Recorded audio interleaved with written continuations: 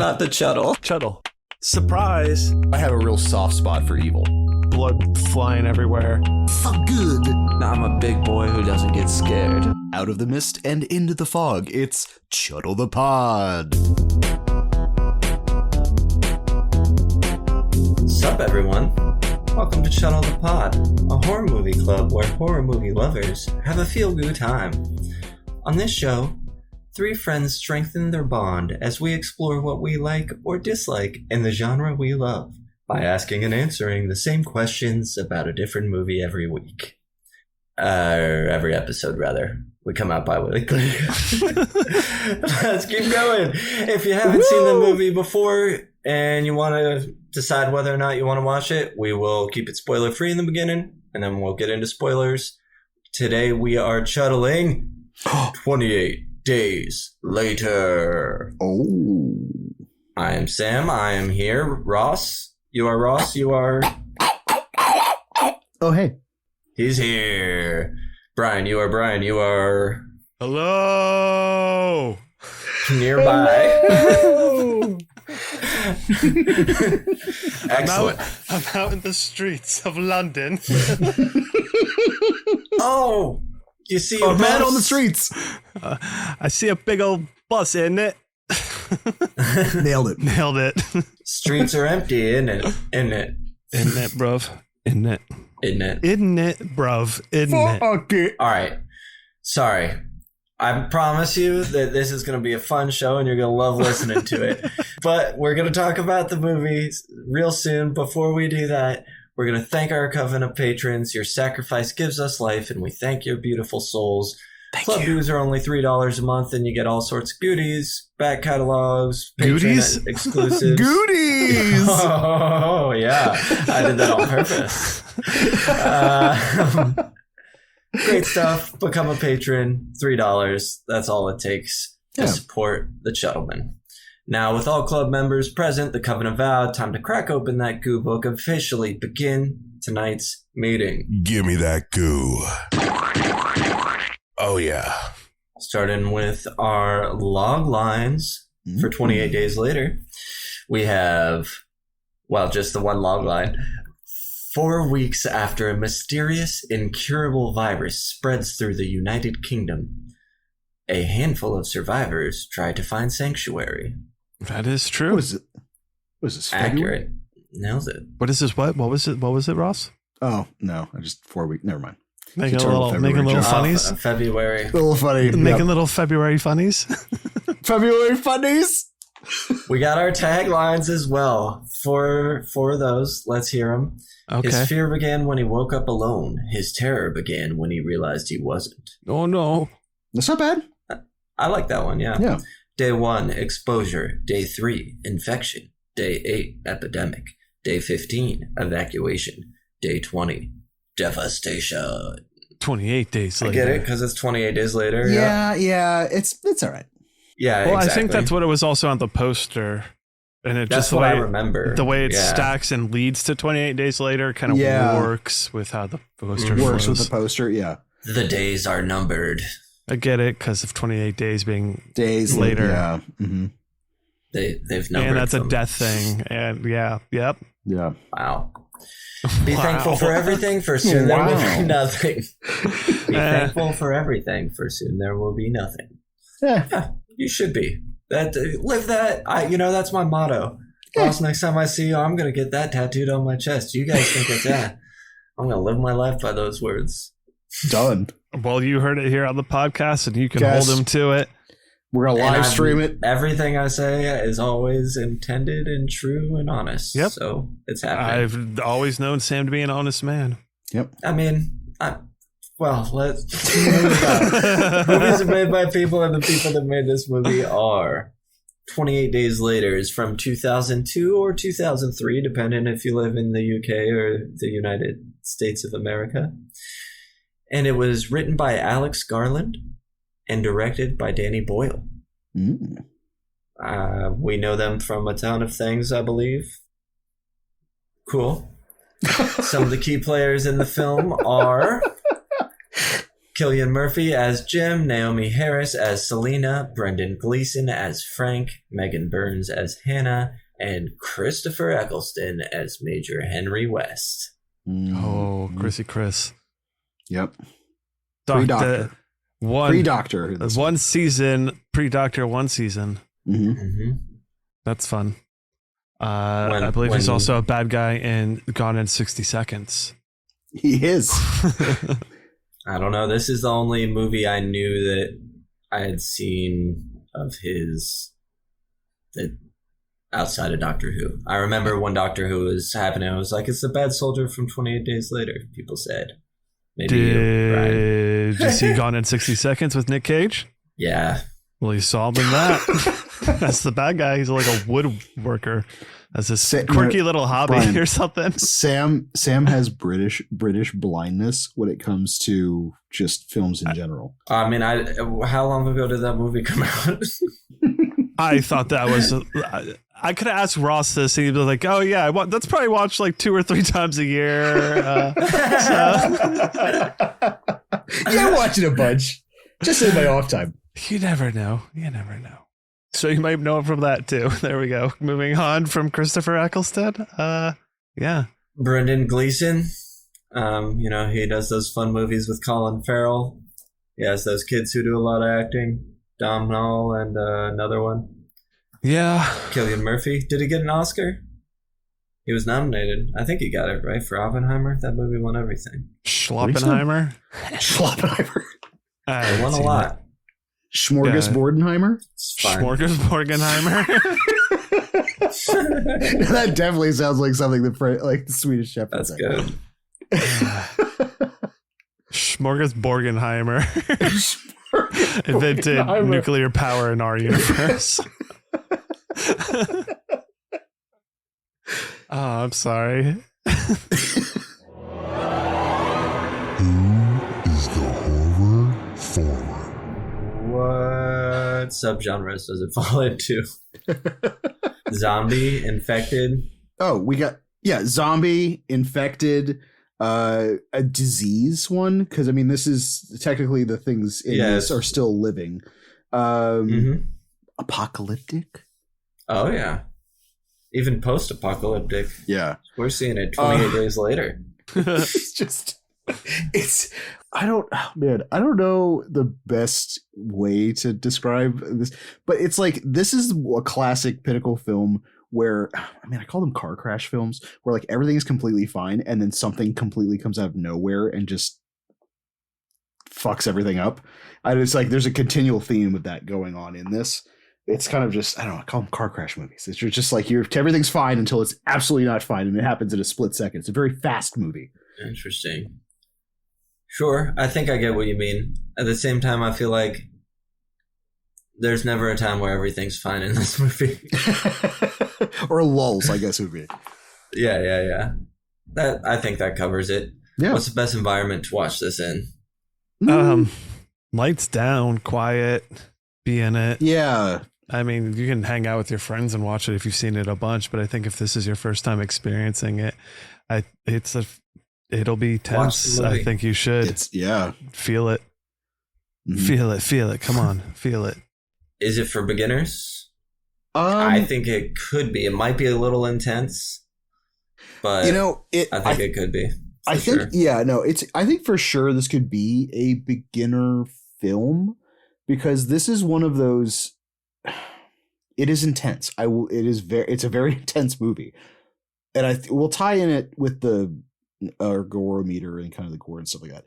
But I think it's how this movie is shot is that I think there's a lot more that you're mentally thinking about versus what's actually shown on screen. So like the ideas are intense, it's shot intensely, but it's not gory visually intense. So I feel like it would go into the genre of like a beginner could watch this, and I feel like the theme might be extreme for them, but I don't think it's overwhelmingly too crazy for someone who's just getting into it. Yeah, I mean, I think it's sort of the deep end of beginner horror. Yes. If that makes sense. Yeah.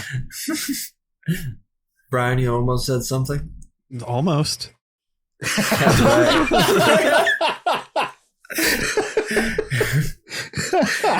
Should you know anything about it before you see it?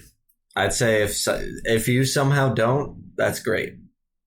I don't think you need to know anything going into it. Not at all. And I think going into it blind would be cool if you could manage it. Yeah.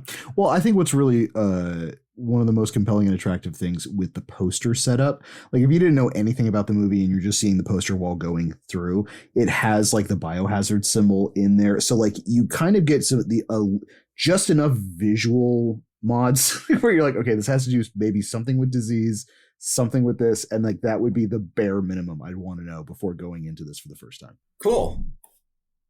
Do I hear something? Open the window. Someone open the goddamn window. Nope. No one's gonna do it. I'm not gonna How? do it. Oh. God damn it. Every time you think he would learn, and he never shuts up.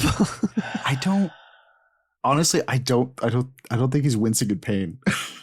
You think he's enjoying it? I think he's enjoying He's it. a little freak. I think he wants us to keep the window closed. There was an open window, a different one. Yeah, I think he's just avoiding him. Well, there you have it. Mothman, do you have anything to tell us? Any warnings? I mean, there's Blood vomit?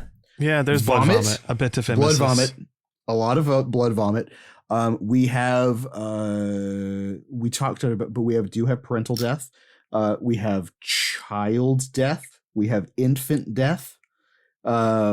Just deals with a lot of death. Yep. And then and a very it's meant to be emotionally impactful death. Raw. Yes. And then there are definitely heavy sexual assault ideation towards the third act. Yeah. It's a heavy. It goes. Mm-hmm. It goes. but not all the way. Oh, and I guess Right. also suicide. Suicide as well. Yep. Wow, good one. Good for you, 28 days later. Look at all those things we just listed off. we gotta the social issues. Standard horror fare.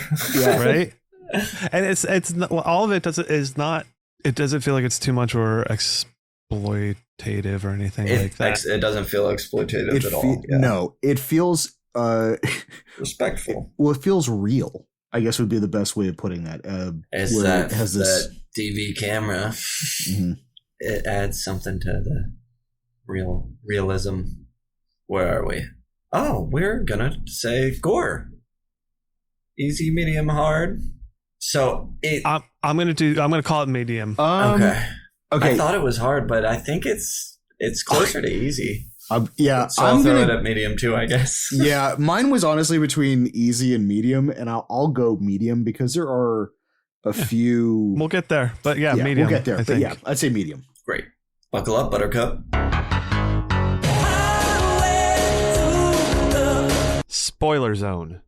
Okay, starting with IMDb behind the scenes. The scenes from the motorway, they had to shut down a bunch of traffic for 2 hours and lanes and different things. And using 10 cameras, the filmmakers managed to capture a total of 1 minute of usable footage. It's like with a rolling blockade, and it was something wild. It was between 7 and 9 a.m. on a Sunday. 7 and 9 a.m. Yeah, on a Sunday. On a Sunday. That's right.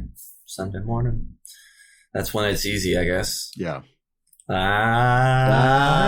Easy like Sunday. Okay. That was a triple. Right. That was a triple.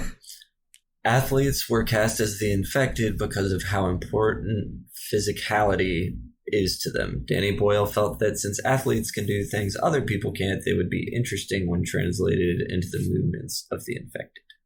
Mm-hmm. And they got to run. They gotta run. You probably have this. Weren't they? Because they were super athletes. Super athletes. No, they were super. I mean, obviously they were super fast anyways because they were athletes. But then weren't they filmed at a faster film rate than the other parts? That did not come up anywhere in the thing. And when I started watching behind the scenes on the DVD I have, and the first 5 minutes they're talking about look, diseases are real. A pandemic is coming. People are scared of this stuff. This is why we need it. And I was like, I can't. I don't want to watch this.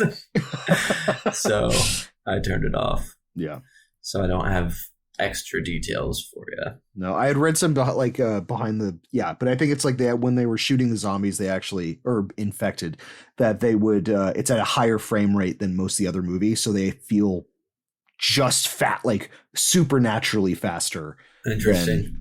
I want to be surprised that he does all sorts of funny stuff with film and what they shoot on in this movie. It was a faster, they pretty much had a faster shutter speed is what helped achieve the film's distinct look. And it was, I think they shot at 25 frames per second, which is a little bit, but it was also shot on a Canon XL1 camera. So like a really handy, small camera, very independently done type of shit. But it has a very signature look, which I think is fucking... It's like kind of a staple, and tough, but I think it works. I love it. Yeah, it's just raw. I want to live in it. But that's a kind of part and parcel because what the newest one wasn't it exclusively filmed? No, was it the one shot on an iPhone 15? iPhone? Yeah, the entire movie, right? Yes, with attachments. Wild. On a bunch of iPhone 15s, but this was a bunch of TV cameras anyway. The scene where Jim and Selena celebrate with Frank and Hannah was shot on September 11th, 2001. Danny Boyle said it felt extremely strange to shoot a celebratory scene on that particular day. Oh, wow. That's good. Which I kept because there was tons of stuff about how Jim in the empty square where there's all the missing posters, how people brought up how that was like 9/11. And it was like, listen, we had already shot that like when way before. There was nothing. I was emulating stuff from real life, but it wasn't specifically supposed to bring that up. Yeah. Alex Garland and Danny Boyle did a great deal of research into social unrest in all sorts of countries and different things, but they drew the line at using any actual footage from real incidents. In the opening montage, all the footage featuring dead bodies and desecrations of bodies was faked. Oh, good. Which I just want to throw in there because, that's looks nice. real. Yeah, it sure does. Yeah. Well, I think that would be the because you've seen in other movies where like they'll put clips of actual like war atrocities or civil unrest and things like that, and like there is a really thin line between using it to prove a point and being exploitative of it. And what's nice with this is that because it's all within the parameters of a fake construct, like they could get intense and do what they needed to with I like that a lot. Horror novelist Stephen King bought out an entire showing of the film in New York City. That's fun. Ewan McGregor was the original choice to play Jim, but he and director Danny Boyle had a falling out over the movie The Beach because Ewan McGregor was supposed to star in that, but Leo DiCaprio was available and the studio was like, you're putting him in this. And so he and Danny Boyle did not get along and didn't work together again until Trainspotting 2. Also, the role was offered to Ryan Gosling, according to this. Oh, weird. Which, that would have been weird. Yeah, interesting. Okay. Good. I'm glad he had a scheduling conflict. Yes. The crew filled out all the necessary paperwork to blow up the gas station, but the police were not notified by accident. And so when they blew it up, the police sent a fire brigade and trucks and everything and took it was a whole to-do. It was a big to-do. Everyone remembers when the gas station blew up and no one knew that it was happening. Danny Boyle intentionally sought out unknown and obscure actors for the roles in the movie. The only famous actors in note at the time it came out were Brendan Gleeson and Christopher Eccleston. And I didn't know who anybody was at the time it came out. The decision to film on DV was both aesthetic and logistic choice. Aesthetically, Danny Boyle felt that the harshness of the DV imagery suited the post-apocalyptic urban landscape and the grittiness of the film in general. In the production notes, Boyle says the general idea was to try and shoot as though we were survivors too. Logistically, producer Andrew McDonald claims that shooting with standard cameras, especially some exterior scenes, would have been impossible, As McDonald points out in the production notes, the police and local authorities were quite happy to assist us because we could set up so quickly. We could literally be ready to shoot with a 6-camera setup within minutes, something we would not realistically have been able to do shooting under the restrictions of 35mm, which takes up a great deal more time to set up a shot. That's really cool. I mean, it also goes hand in hand with like how some of these shots feel very like guerrilla filmmaking. Like it almost feels like documentary style. So, yeah. So it's like a better version of The Death of Death. Yes. The death of very intense Far. death. Maybe. We'll see. While filming the mansion scenes, the crew spent a lot of time at a local pub that they liked so much that they ended up giving one of the dead bodies from the execution pile to the pub when they left. Thanks, guys. Here's a body. The flashback scenes of Jim's parents were shot on Super 8. So there's another change up. Well, it's really funny because you already have this, like, for better choice of words, lower level filmmaking. So like if you're trying to do something that's supposed to look lower than that, I find that's really funny. They're like, okay, well, we can't do home video because we're actually shooting on home video. Let's knock it down to Super 8. To old home video. Old home video. The film includes heavy product placement for Britain's National Lottery, which funds the British Film Council. And holy crap, it does. My God, after reading this, like I could kind of picture, when he first meets Selena and Mark and they go in the little food shop thing. Yeah. I could kind of remember stuff in there, but then when I watched it after reading this, it's in the grocery store. It's everywhere. Yes. Oh my goodness. It is everywhere. I just noticed it independently of knowing this little fact this time around for whatever reason, because I think I watched all the credits one of these times around. And at the end, I noticed that it said sponsored by, or, fund, whatever. Okay. Got money from the National Lottery. I was like, oh, that's why I was in here so much. Like prominently. Not some message about the end of the world. And Jim, Cillian Murphy. Oh, I just thought this was funny that somebody wrote this. Jim, Cillian Murphy, spends 30% of the film shirtless or nude. Ooh, nice. Somebody figured out the percentage. Nice. He goes from vulnerable to ultra vulnerable. In the comic, Hannah's fate is being adopted by a German family. The word fuck is used 61 times. Fucking hell. I don't know what this means, so I included it. Sometimes during principal photography, production would be interrupted by tourists who had better cameras. It is kind of funny though. What they're filming were like, with. Let me step in and film this for you. What is it? Was interrupted by them with principal photography. Well, it's also got to be kind of a surreal thing when like you're seeing a film being made, but it's not with these really expensive cameras, like these handheld cameras. So with what you have at home. Yeah. So it probably was this weird. I wonder like if the crowd control was worse because they didn't quite realize to the level of film they were making. Well, it sounded like they had bodies helping out or whatever. Yeah. But I think, I think it's probably like, someone rolled up with their like really nice camera to whatever spot in London to like take pictures. And they're like, look at these jabokes with the film over here. Honey, look what they're shooting on. Look what I have. One of the props teams didn't pick up a fake dead body after filming, and a local hairdresser from Downton saw them on the road, panicked, crashed their car, and phoned the police. That's fun. That's fun, yeah. Mm-hmm. Why am I picturing like a weird Big Lebowski scene, like where he hits the dumpster, like they just see the body go, just immediately. The scene where Major West reveals his plans for Hannah and Selena to Jim was written by Cillian Murphy, Chris Eccleston, and Alex Garland the night before it was shot. A different scene had been scripted and shot, but none of them were happy with it, especially the two actors. So, the last scene, the scene at the cottage in the lakes, was shot in standard 35mm and was actually a tagged-on ending. I noticed.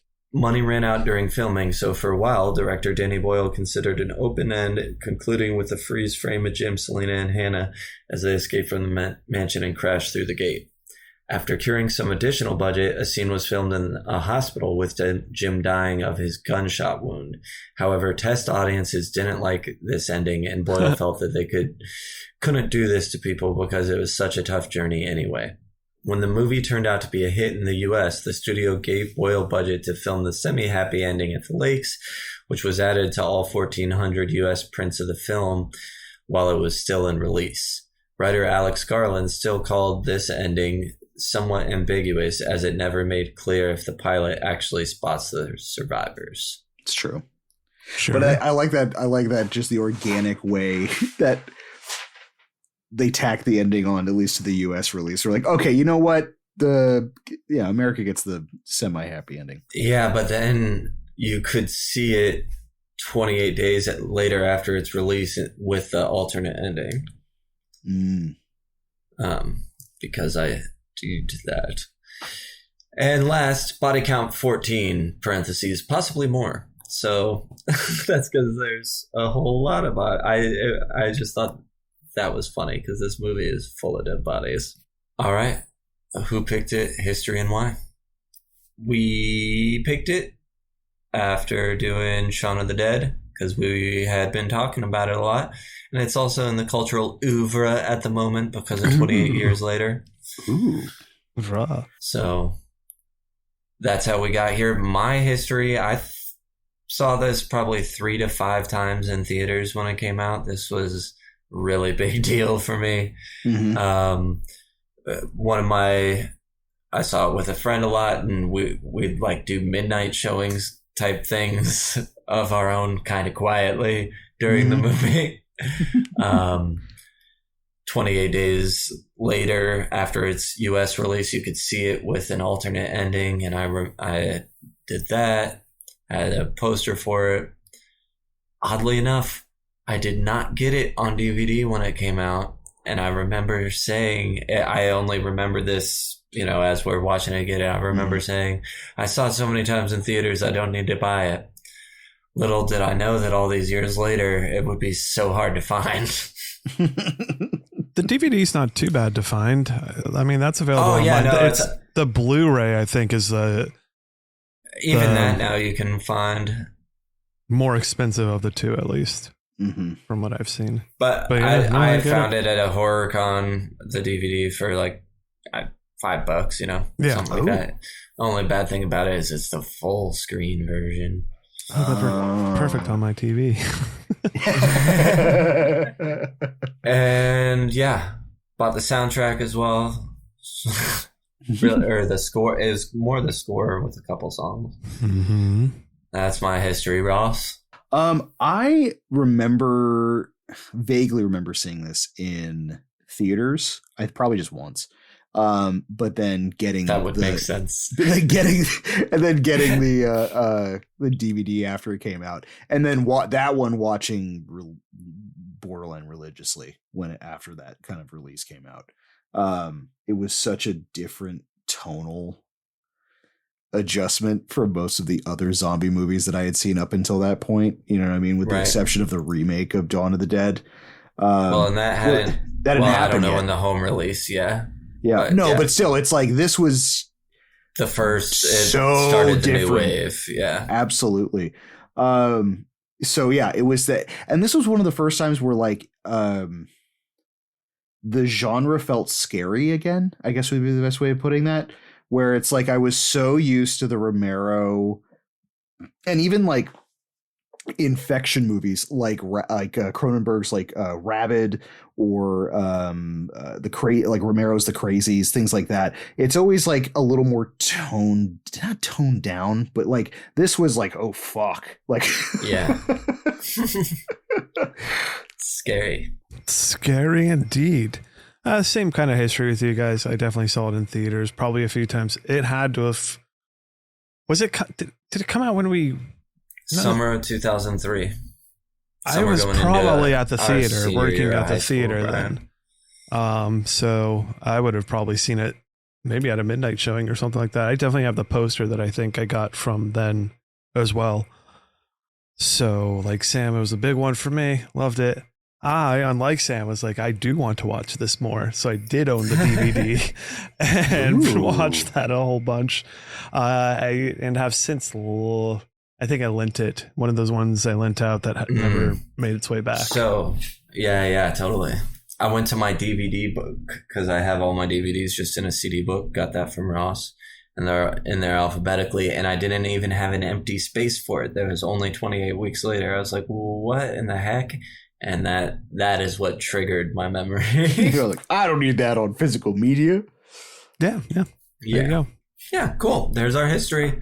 Let's talk. All right. Quick recap of the film. Yeah, Let's go. Who's got it? Yeah. These monkeys are forced to watch TVs. These monkeys are infected. What are they infected with? Rage. Rage. We have to know what it is before we can fight it and solve it and cure it. Couldn't believe it. I said rage in time with him, like in the way he says it. It freaked me out a little. That's one of those things ingrained in the brain. Yeah, burned in there. And this whole things go. Yeah. So these activists try and free him, but they're infected with rage, like he said, and they attack them. Now they have rage. 28 days later, boop. A whole lot of rage. Murphy wakes up stark naked in a hospital, all by his lonesome. Seems all of London's abandoned.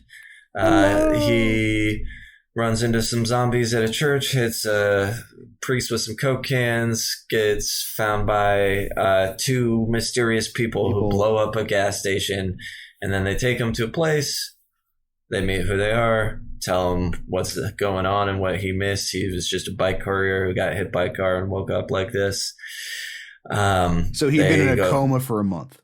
Mm-hmm. And then they try and find he insists on finding his parents, but they're dead, just like the two people said they'd be.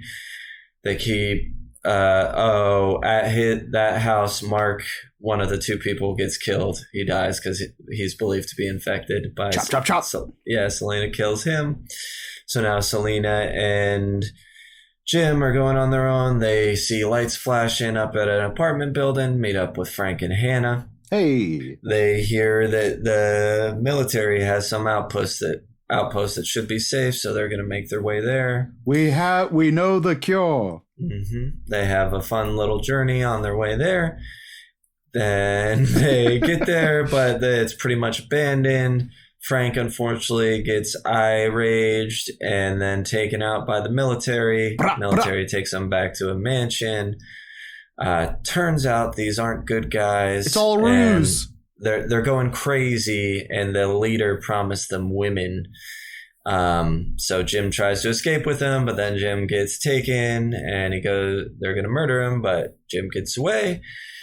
Then he slowly starts picking everybody off and looking like a maniac, to the point that right when he saves Selena, she almost takes him out because she thinks he may be infected. But he's okay. He's just mad at these guys. What's kind of fun is during his craziness scene, he's now shot at the same frame rate as the infected is when he's in the house. Oh, that is cool. Yeah. I love that. Now Hannah links back up with those two. They have to escape. They run into the bad captain, make sure he gets fed to zombies, crash into a gate, freeze frame, cut to 28 days later, I believe. Yep. And it's a cottage on a lake. The three of them seem to be doing fine there. Jim's recovered. He had been shot by the bad guy, but he's okay. And at this point, the infected are pretty much almost fully starved. Seem to be dying out, yeah. And they pull out big hello. H. I forget what letter they're working on, but big hello. Yeah, because at first you see hell on the ground. Oh, it says hell. That's right, yeah. And a plane drives over. That sounds like they say something about a helicopter. And that's the end. That's good. Very good. Anything else? No, we'll get into all the anything else's. No. Yep. Nah, shall we? Yeah, maybe. All right. Did it work? Premise. Yes. Yes, monkeys absolutely. are infected with rage, and they pass that on, and it's like a very fast spreading. Like cheetah, disease. These are cheetah zombies. Well, it's also it was insane. The premise is insanely effective in the fact of like disease. Like there's a completely different feel vibe when you're dealing with like the Romero style zombies. You know what I mean? Because like that is, although in that universe it's natural or any death, and then also bites or infection. This is literally like blood splatter could get in your mouth and you're done. And like, or but that's the only or, way. If you die, you're not going to come back. Exactly. Right. Well, it's also in this one. This is and in air quotes technically easier because they're still living. So a shot to the heart's going to take the infected down. But the caveat is they are so fucking fast. They're on like bath salts too. It's going to take. Right, like a generalized, like you're on PCP, shots. like yeah. Blood, I am and the they're also eye of God himself. Like they're also projectile vomiting fucking blood. Yeah, and like which this is so a great way to spread if you're a virus to make the thing you're in like projectile vomit blood. It's effective. I never thought of it that way until this time. Yeah, it's like good spread technique. It's a good spread technique. I mean, obviously, it would have been best if it could have gone airborne to some extent, where really spread out and get there. But projectile blood vomit's good. How does the club feel about disease spreading and different ways to do it? Let us know. Let us know. Yeah, it's a premise that if you tell me they made monkeys full of rage and made that a disease somehow or something, like I'd be like, all right. But it works in the way it's presented in this movie, and it's a horror movie. That's the concept. I want to believe. So, what is the lab trying to accomplish? Are they trying to solve human rage that's currently going on, and they're doing that on monkeys, and therefore by doing that to monkeys, they've created this virus? So I think it's through visual stimulation and drugs and something that they're manufacturing in this lab. They've pretty much they've turned rage into an actual virus so that they're going to try to cure it. In doing so, probably trying to cure like human rage and like I guess that was the ultimate goal. I think that we were trying to do, but to cure innate human violence and anger and rage, I guess they have to like put it in its purest form, and then you have to make a monkey. You have to Clockwork Orange a monkey. Yes, a bunch of chimpanzees. Probably inject them with some shit. So they're probably getting injected with a bunch of chemicals and all that, and then it makes this sort of. I'm fine with it. I mean, it doesn't matter. This is the first time I've really thought about breaking it down. I figured why not. I never thought about it, and I don't know why. Yeah. All I know is that the monkeys are infected with rage. Well, I think it's also to the benefit of this movie, and why the premise works is that it is so fucking fast paced, is that the only beat that you actually need from the beginning of this is like, okay, they're filled with rage. What do you mean? No, they're filled with rage. And then you go like, what? And then it's just non fucking stop the second that woman opens that cage.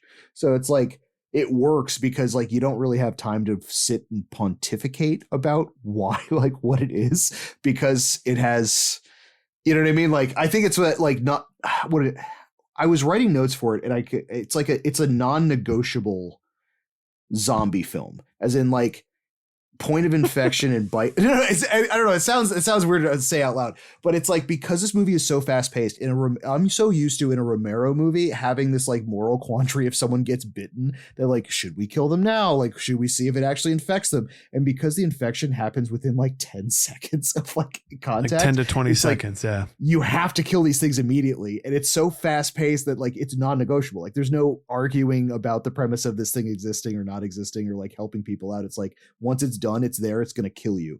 And I think from like the jump street of the lab, it just shows you that, where it's like the second it latches onto it, you're like, fuck.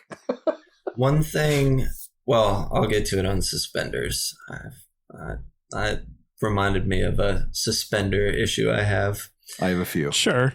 Well, moving on from, I think we're good on premise. Yeah. Filmmaking, the actual, technical aspect. We've already talked a lot about the grittiness of the digital video. It's raw and it feels so real. Like especially seeing. And the way like some of the highlights are blown out, you know what I mean? I don't know why. I think it's, I was like running around with a camera a lot at this time. So a lot of the stuff I made had this, had this look to it. So I think that's also part of my attraction. For a movie that's shot in a lot of Dutch angles, I'm not upset. It's very Dutch. It's very angular. It's the angles are so Dutch in this one, but my God, like we said, it might bother some people that it's not this beautiful, crisp looking thing, but I still think it.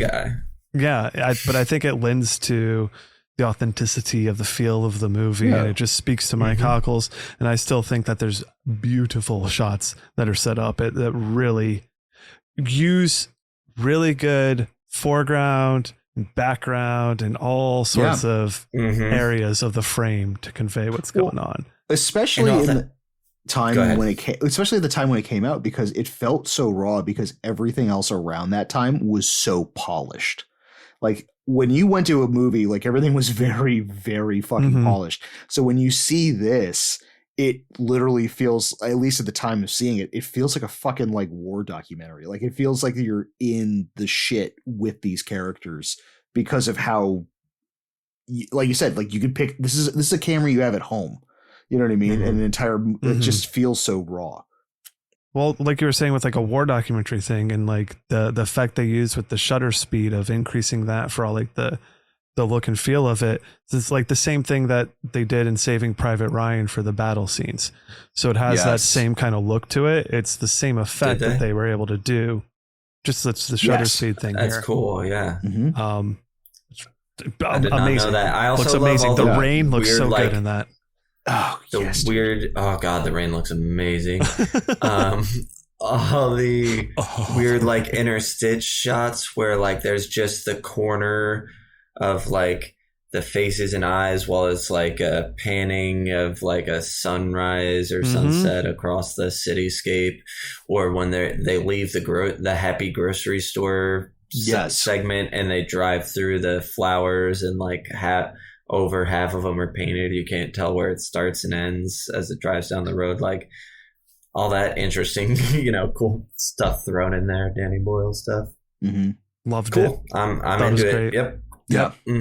Suspenders. Ross, you said you had a few. Hold on. Sorry. Before we go to suspenders, I guess we should mention on the filmmaking technical aspect, the sound design. I know there was one complaint about that. Oh, yes. I notice it, but I'm also, I think I don't know. I guess maybe I'm forgiving of it, or I'm already in whatever that gritty feel of it. It just adds something there. I didn't have too bad of a I don't know time. if the sound design is intentional in that aspect, where the main complaint that people have is that the audio levels of the dialogue are set lower than what the effects are. So like when things are crashing or like the Foley artist, that kind of stuff is like at an 11, and then the audio of the characters is at like a 5. So like you have to turn your TV up sometimes into different copies of this. If you're wearing headsets, I mean, like, I've listened to it in headphones is fine. I think it's your home viewing, depending. I don't know if they did anything with it in later editions, but on my Blu-ray, I did have that issue where the dialogue is low, and then you got to be really careful because, like, you'll be like, "What the fuck?" Okay, turn it up, and then you have to turn it down really quickly because you know something's about to smash through a window and blow out your speakers. I had only watched it with headphones, and I watched it on Tubi because I watched it on a tablet on my first watch. I hadn't watched my DVD yet. And when I watched my DVD after, not on headphones, totally noticed that issue.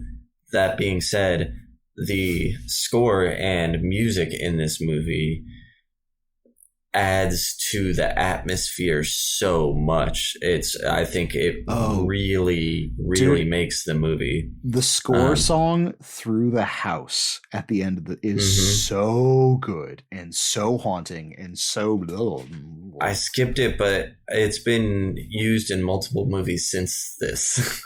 And IMDb behind the scenes, several movies have used that song now. This movie, and especially with the aid of the score this time, I really felt its Romero influence, and especially the Day of the Dead type aspects, especially them screaming hello and all that kind of stuff. But the emptiness of the city and all that stuff, it felt so similar to me when we got to like the emptiness of the city in the beginning of Day of the Dead.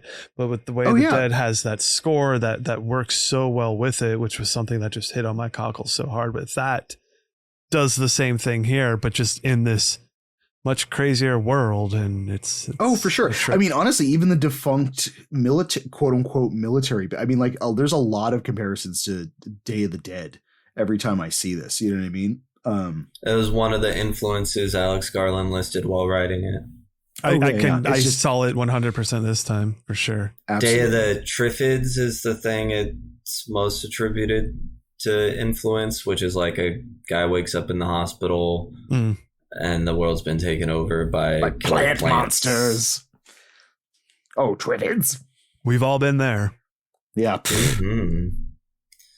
Cool. Now, suspenders. Sorry. I'm glad you brought that up. Yeah. So suspenders of disbelief. Could we suspend it? Okay. So it's weird. The more I watch this movie, like every time I watch it, my suspenders get a little looser towards the third act for me personally. Because of, and I think it has to do entirely on the redirection from for a global pandemic, which I guess was the original intent written, versus kind of what they're talking about, how they kind of formatted it while filming it towards the end, is that like the military would be the most in contact in the case of them being quarantined.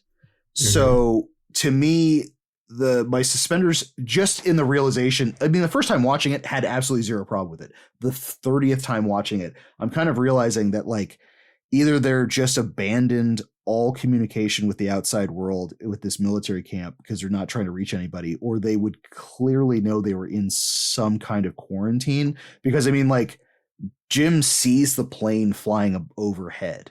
You know what I mean? So like, I don't know if that's the first plane that's gone over Great Britain, but there would be telltale signs of like the outside world, life outside. Yeah. So it wouldn't necessarily get to the point of like, we need to breed. I get it if it was supposed to be like a worldwide pandemic and like the whole world's fucked.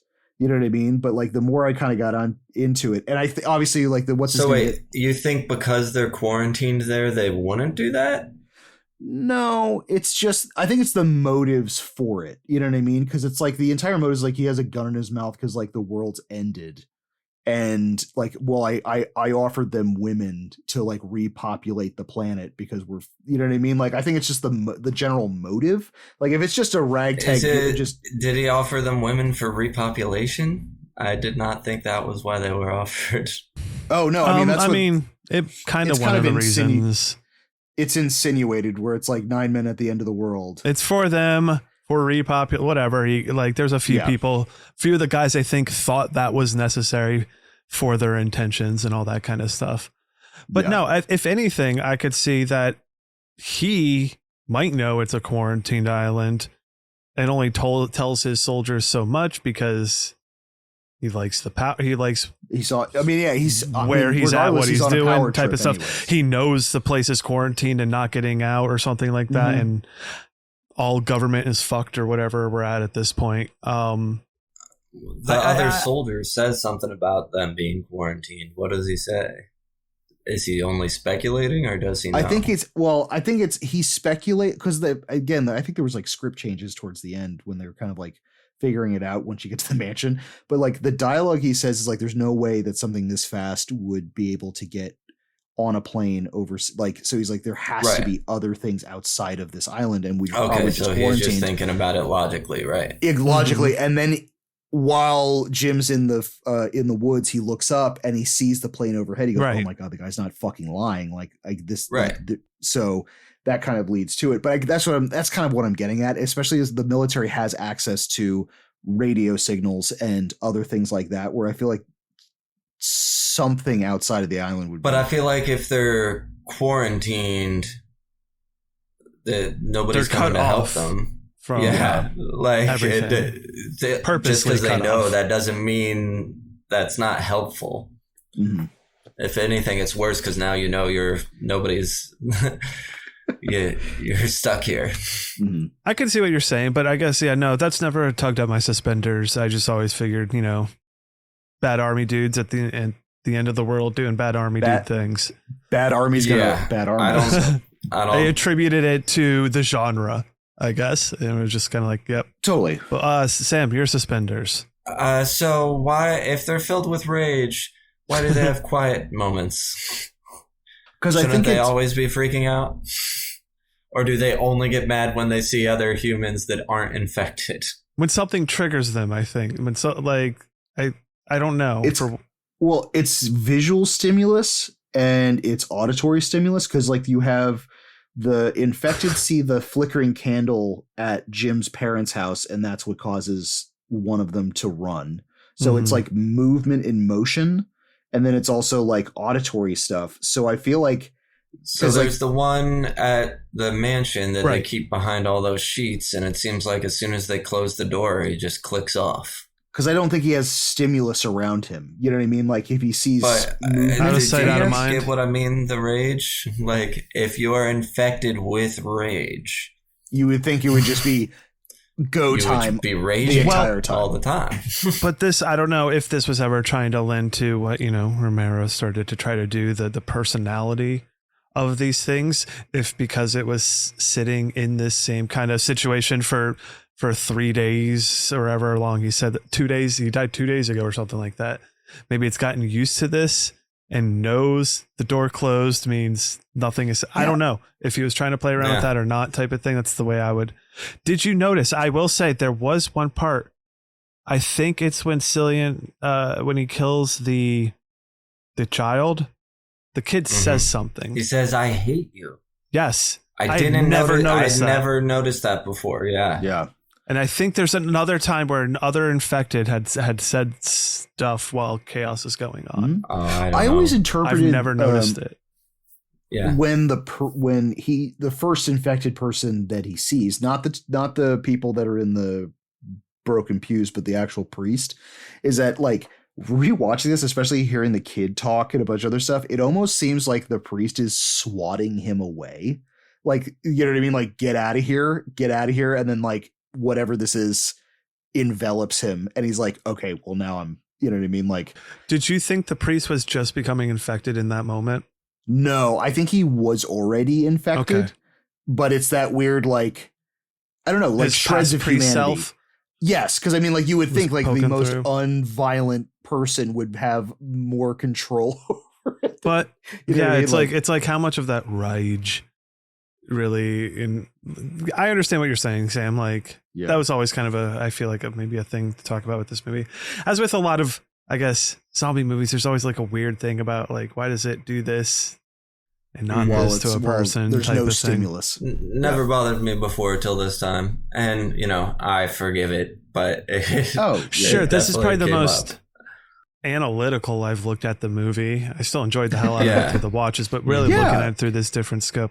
The one thing I'll say is that, like in the beginning, we'll talk about the beautiful shots of the emptiness and everything, but there is a lot of noise and stimuli he's making that doesn't spark up anything coming towards him. That's where my suspenders were tugged at this time. Really hard. Oh, he got very lucky. Very lucky. Until he gets to the church, he runs into nothing, and he fucking sets off a car alarm. Absolutely nothing. Well, it's also, I'm curious on, like, if you have, say, London point of infection, and then a month later, do you think that these things are actively trying to find stimulus? So, like, they would just abandon the cities? I mean, obviously they don't because they're still infected there. That's the only thing I thought about when he's doing all of that stuff, where like there'd be stragglers, but like there's millions of completely empty because there's millions of people that live there. So like that is another one that I had this time actually. Sure. But again, visually, I still love it so much. This movie is so fucking fast and loose. Like most of this shit, you just have to accept and like happily accept while you're watching it. You know what I mean? Where you're like, it's non-negotiable. Non-negotiable. Tropes of this one, zombie tropes. I mean, that's the thing. It's trying to break changing everything. Yeah, for the most part, it's breaking it every way it can. The trope it does have It does have a lot of good at the core. It does have a good zombie story trope. A group of survivors trying to survive and either get to a point or like hole up somewhere, going through a shopping market, and just like that's a very fun Dawn of the Dead type of feeling to it. Sure. Which again, that group of survivors just having to deal with the madness, the death, army guys at the end being bad. Like a lot of those are almost kind of tropey within a zombie subgenre, and I think it does it pretty well.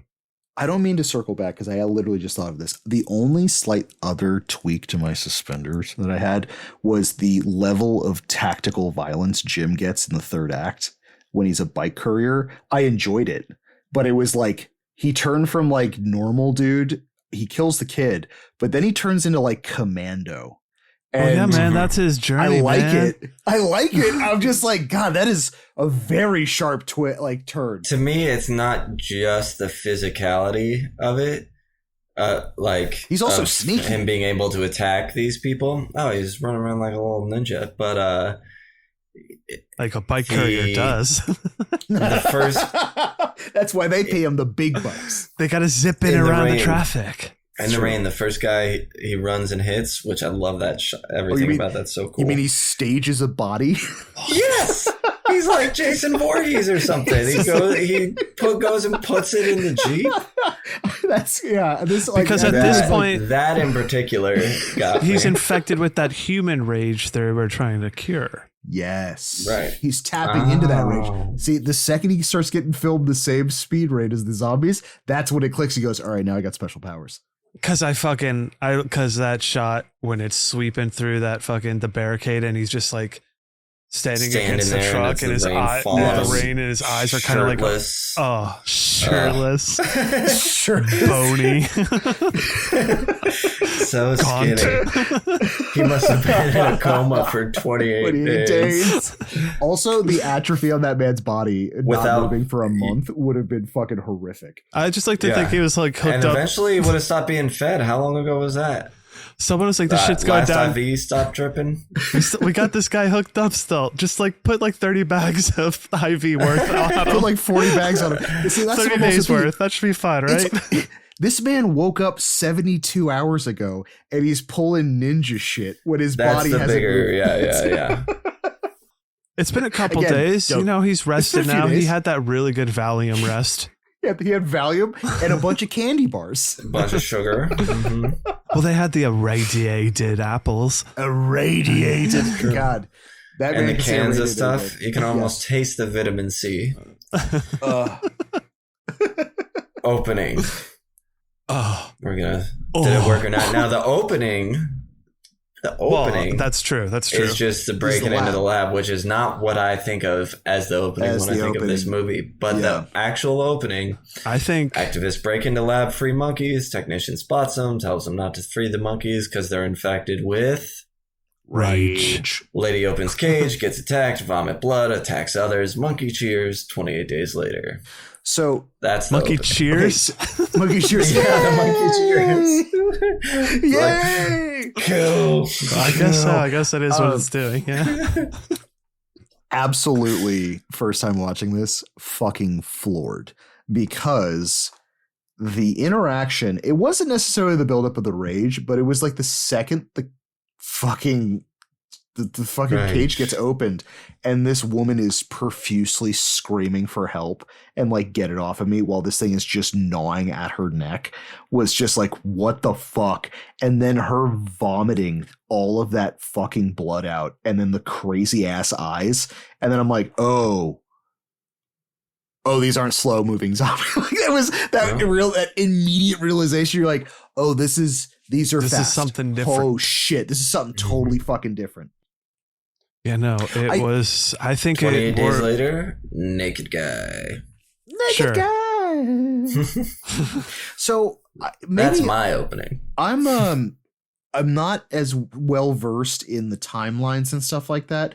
Now, had Walking Dead obviously the trope of like waking up from a coma, did this come out first, or did yes. Okay, so then all right, but technically, that's from Day of the Trifid or whatever. Yes.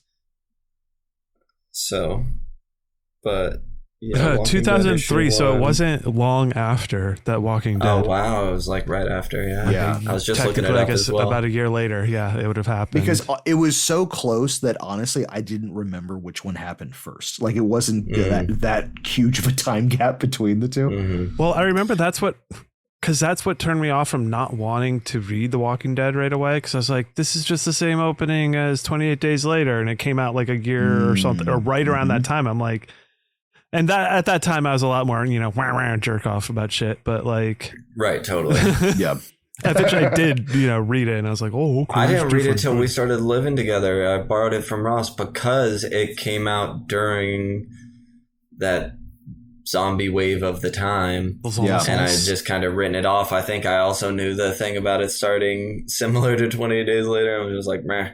And Ross was like, no, it's really good. You should read it. And I think there's like 6 volumes or so out at the time, and I read them all. Read them. I was like, you're right. This is good. Thank you.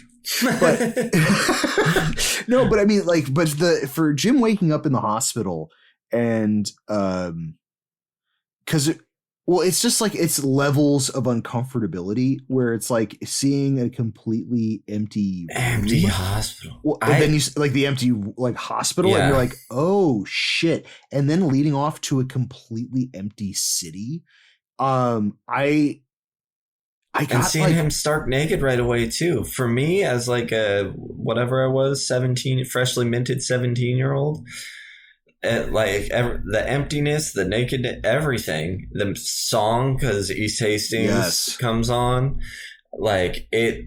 This was like one of those cinema moments. This whole thing that I'll just like will always stick with me. Mouth agape the entire time. Yeah. I bought the soundtrack because I wanted. East Hastings is not on there, but I wanted to find out what that song was. I didn't know. This movie, I think, probably taught a lot of people about Godspeed, but I'm one of them. I had to go and get, what is it, A sharp F sharp infinity or whatever. Now, the thing that suspenders I was wondering about here, I was like, why isn't there a lot of carnage within the hospital when he's walking around the street, or the streets especially, but the hospital? In this moment, I was just kind of thinking of it. It's like the infections probably never actually got to the hospitals, and because anyone within the hospital wasn't really, it wasn't like you died carrying it and changed type of thing. So the infection's not going to pop out from there and start something. So probably everyone just evacuated the hospitals. Oh, absolutely. Because I mean, like, there's not a lot of blood trails or anything like that. And like you're saying, and even they bring it up where it was acts of violence in the streets. Like a lot of these they thought were like riots that wound up like just overwhelming like suburban areas and city areas. Fucking Manchester burns down. I don't know if I ever really. That was fascinating to think about too. I was like, I guess, I don't know much about Manchester, but if it's like a big city, I guess if something really catches fire and just spreads and there's nothing to put it out. Depends on what if it's a bunch of natural gas sources. Cause I mean, if it's burning for a month or. Well, who knows when it started. That's the other thing. I always wondered, like, was Jim actually out for 28 days? Was his car accident could have been on day 3, and then the hospital was abandoned on day 20 or something, you know? Well, that's a really good point, because we never actually see him get into the accident. We just see it from the perspective of... He knows nothing of the thing. If it happened on day 3 of the thing, he would have... But I mean, day 3, we still... What, do we know that there are even riots happening yet? No, you know what I mean? Or honestly, all I'm saying is it could be... He never brings up to any of the survivors when he got hit. He could have been in a coma for years. Yeah, you know what I mean? Like, because I mean, like, he could have been in a coma for a really long fucking time. He actually got hit with like the picture that the parents are holding of him when he was like 9 years old. That's when he got hit. 9 years old. He used to like to be a bike courier on his little bike trotting around town. No, shit, dude. This is a whole new level for me, because like even the suicide note that the mom and dad leave for Jim. Like, it's just, we left you sleeping, don't wake up. They never actually say how long he's been sleeping for. So, like, that would be even... Oh, my God. Well, I'll say this. According to our taglines here, day 3 is infection day. So it could have been day 3. It's not until day 8 is epidemic, and day 15 was evacuation. Yeah. So, like, he could have been in there for, not a full 28 days. It could have been not as long, I guess. And... Yeah. Also, if let's say the evacuation was at 15, that'd be 13 days. Day 20 was devastation. So everything was devastated on 20. So that's 8 days a week until you could, I don't know. 8 days you do make a great point about the carnage in at least in the streets. The streets of the city. You'd think you'd see it, but there's also all the missing posters. So like. How exactly? Were they infected at first, nabbing people? Like, whoop, and then retreating. It's because they almost hunt in packs, where it'd be like someone would get infected and they would just join the other infected, and they'd be consistently mobile. But I do agree with you, because they're not. It's not like we're dealing with the living dead, as in like I would buy a city abandoned, because anything that had died would have gotten back up and then like lurched around unless it got a head wound. Is that like the infected are just normal? Well, not normal, but like they're people. They're living people. They're just normal people, baby. They're just normal people, baby. Just full of that rage. But there would still be bodies strewn across. I mean, because we only see the mass death at the first introduction at the church, which either is a mass killing or a mass suicide. You don't really know what. I'm assuming it was a mass killing. I always assumed it was a mass suicide. Oh. Interesting. I don't know. Well, it's good. Yeah. Who knows? Yeah, I don't know. But no, it's like, but I do agree with you. Like the streets would just be like, especially the narrative of like the bus station. Was it not bus station? The airport or something like that. Train station, where it's like literally the airport. The airport where the guy literally, I'm assuming hundreds crawls of mountain bodies. Yeah. I think it does seem like there was enough time for whatever reason for the people to respawn and try to get out of areas before chaos got too devastatingly bad, but I don't know. Mm-hmm. It's chaos, man. It's crazy. Fun fact, one of my fears is getting trampled. Oh. Not into it. I know most people aren't. You don't have a trample kink? You know, there's apparently 2 guys now I've heard about that roll themselves up in carpet on the streets of New York City and lay on sidewalks to get walked on. And they cover themselves so you don't know someone's there. So it's supposed to just look like a rolled up piece of carpet laying on the ground. Wouldn't you just... And then you just step in and you just hear, oh. Also, I don't know about you guys, but if there's like a rolled up carpet, I don't know if I'll just step over it. I don't know. Sometimes I've stepped on things. An entire ass carpet? What kind of day you having? What if you're having a day where you're like, I want to step on that and then jump off? Let me step. Yeah. Stepping day. Yeah. It could be like a jump off things day. What if you're like, you just freeze in midair forever? What if you're like street? What if it's parkouring? I was gonna say, what if it's Tuesday, parkour day? Great characters. Did the characters in this movie work for you? I love the characters in this movie. Yeah, I think everybody did a fucking outstanding job of either being just brutal or I don't know. It's just everyone seemed genuine to the point of like it feeling real. You know what I mean? I guess is the best way of putting that. And I love how different the characters are until they find each other and then learn from each other and become more whole and stuff. Because, you know, Selena first she's a fucking badass. She's hard, wall hard up, ass, kill everything, no nonsense. Awesome. Love it. She's fucking badass. And she looks awesome too when we first she meet looks her. so fucking cool. Yes. And Jim is this kind of lost puppy dog type of thing where like he's literally begging like Selena, like when they're running up the stairs, don't Please leave stop. me, don't fucking leave me, stop. Like he is like so almost pathetic at times, which I think is really, really cool, especially not to have in a zombie movie, having the, you know, the guy be the big tough guy all the time. Mm-hmm. Right. And having her being strong and smart and fucking badass right away and getting shit done. And then what she learns from him is, you know, needing, you know, whatever, be human connection. Nice human connection. And he learns to tap into that rage. Right.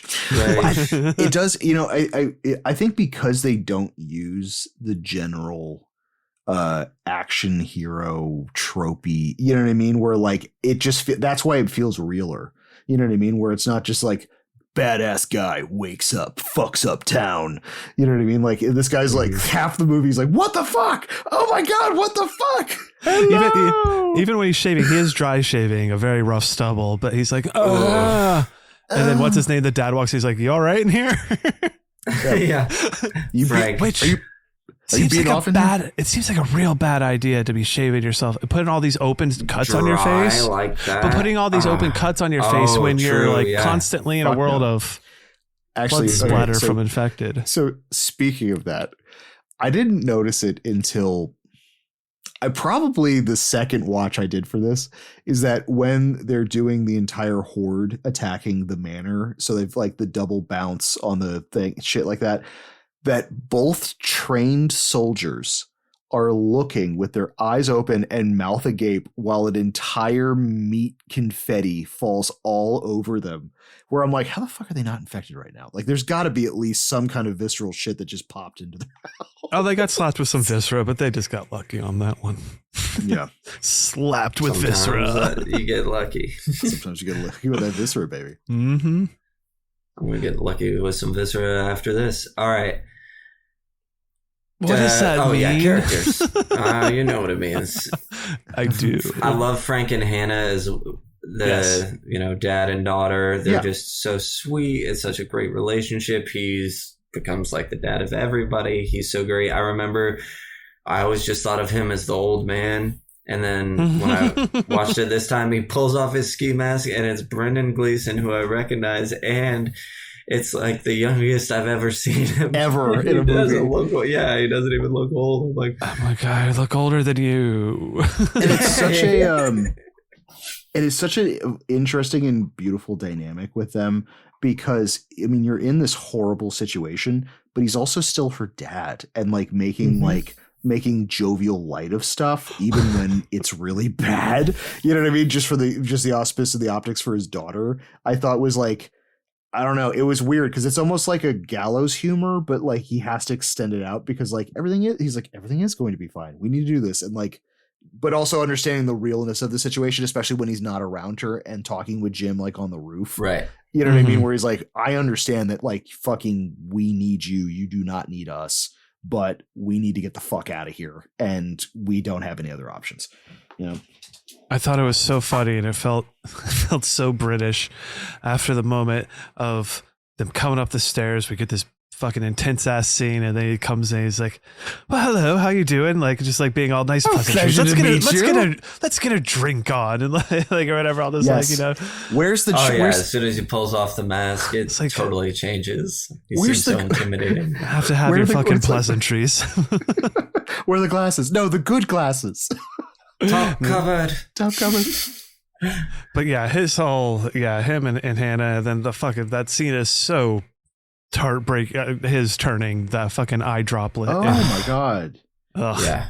it's rough. And him it's trying to swat his girl, like just telling her to get back, and then just just him getting brutally shot and then overkilled shot just in front of her. It was also just that like, oh fuck. Yeah, no bueno. Love Frank. He's I learned cheeky monkey, the British term, but from this movie, from their little relationship, because she like on top of the cab, she tosses like a bag down on his head, and he looks back and he says, cheeky monkey, and throws it back at her. It's a nice little family moment. that's fun, isn't it? But I mean, Jim's transformation into their kicking ass with the soldiers. Yeah, he just looks so awesome in the rain. Like it's one of the coolest looks. I love it. He looks awesome in the rain. What can I say? I agree. Some people have it. You could pull it off, Sam. If you cut your hair a little bit short, if you did the buzz and you went out in some rain, I think you could pull it off. Yeah. You think I could do it? Well, it gave me like last act Blade Runner vibes, but in the best way. You know what I mean? That entire interaction in the heavy set rain, where it's just, it works. And also how how it's shot so grungy. The way that camera captures it. Yeah. Yeah. As you're saying, the soldiers, those are some interesting dynamic group of soldiers as you're going to have to get with this here. Eccleston, the kind of head of them all, he's fine. I like the cook. I mean, I gotta just bring it up while I'm thinking about when we have the moment of him running away from the infected when like the other guys come in, like, what the hell's going on in here? It's a little comedic relief moment. Beautiful tension breaker moment in that. And then just fucking gets back into it. But I think the soldiers were all good range of people, from like obvious shitbags to falling in line shitbags. Yes. Sure. Like you could definitely tell like the really bad ones for the ones following orders, and then having the man in charge who has to kind of conscientiously wrangle all of them together and make this weird horrific compromise in his head, like, no, this will be fine if I do this, because that means that they'll be okay. And then at least what I really liked about this group in comparison to, say, some of the other military groups that we've seen in some of the movies that we've covered, is that at least we had a technical voice of reason. Obviously, what's his name, who gets locked in the radiator as well. He kind of goes a little daffy at the end, but he's like, what the fuck are we doing? Like, this is it. Like, well, he's the one that says all the thing about the world's going on without us, right? Yes, exactly. So like the Simpsons, they're still fucking watching the Simpsons out there in the world, sleeping in bed together. Yeah. Well, and I think that was like, it was also one of those where like, in a lot of it, everybody in the military has drank the same Kool-Aid. So like you just have mostly bad. I like the fact that there's one guy's like, no, this is inherently wrong. Like there has to be survivors out there. We can't just descend into this quickly. Like this is fucking insane. He's a great character. Unfortunately, the soldiers turn on him like they turn on Jim. Yeah. But that's, he's trying to free them. At least he didn't get fucking stabbed to death. Like that, when I first saw that for the first time, where he's like, he's like, you're gonna stab me like a dog. And then just like, and then I'm just really glad that the guy behind him just gave him the mercy kill. The cook, yeah. The spot that they take him to get killed, there's all those other bodies there.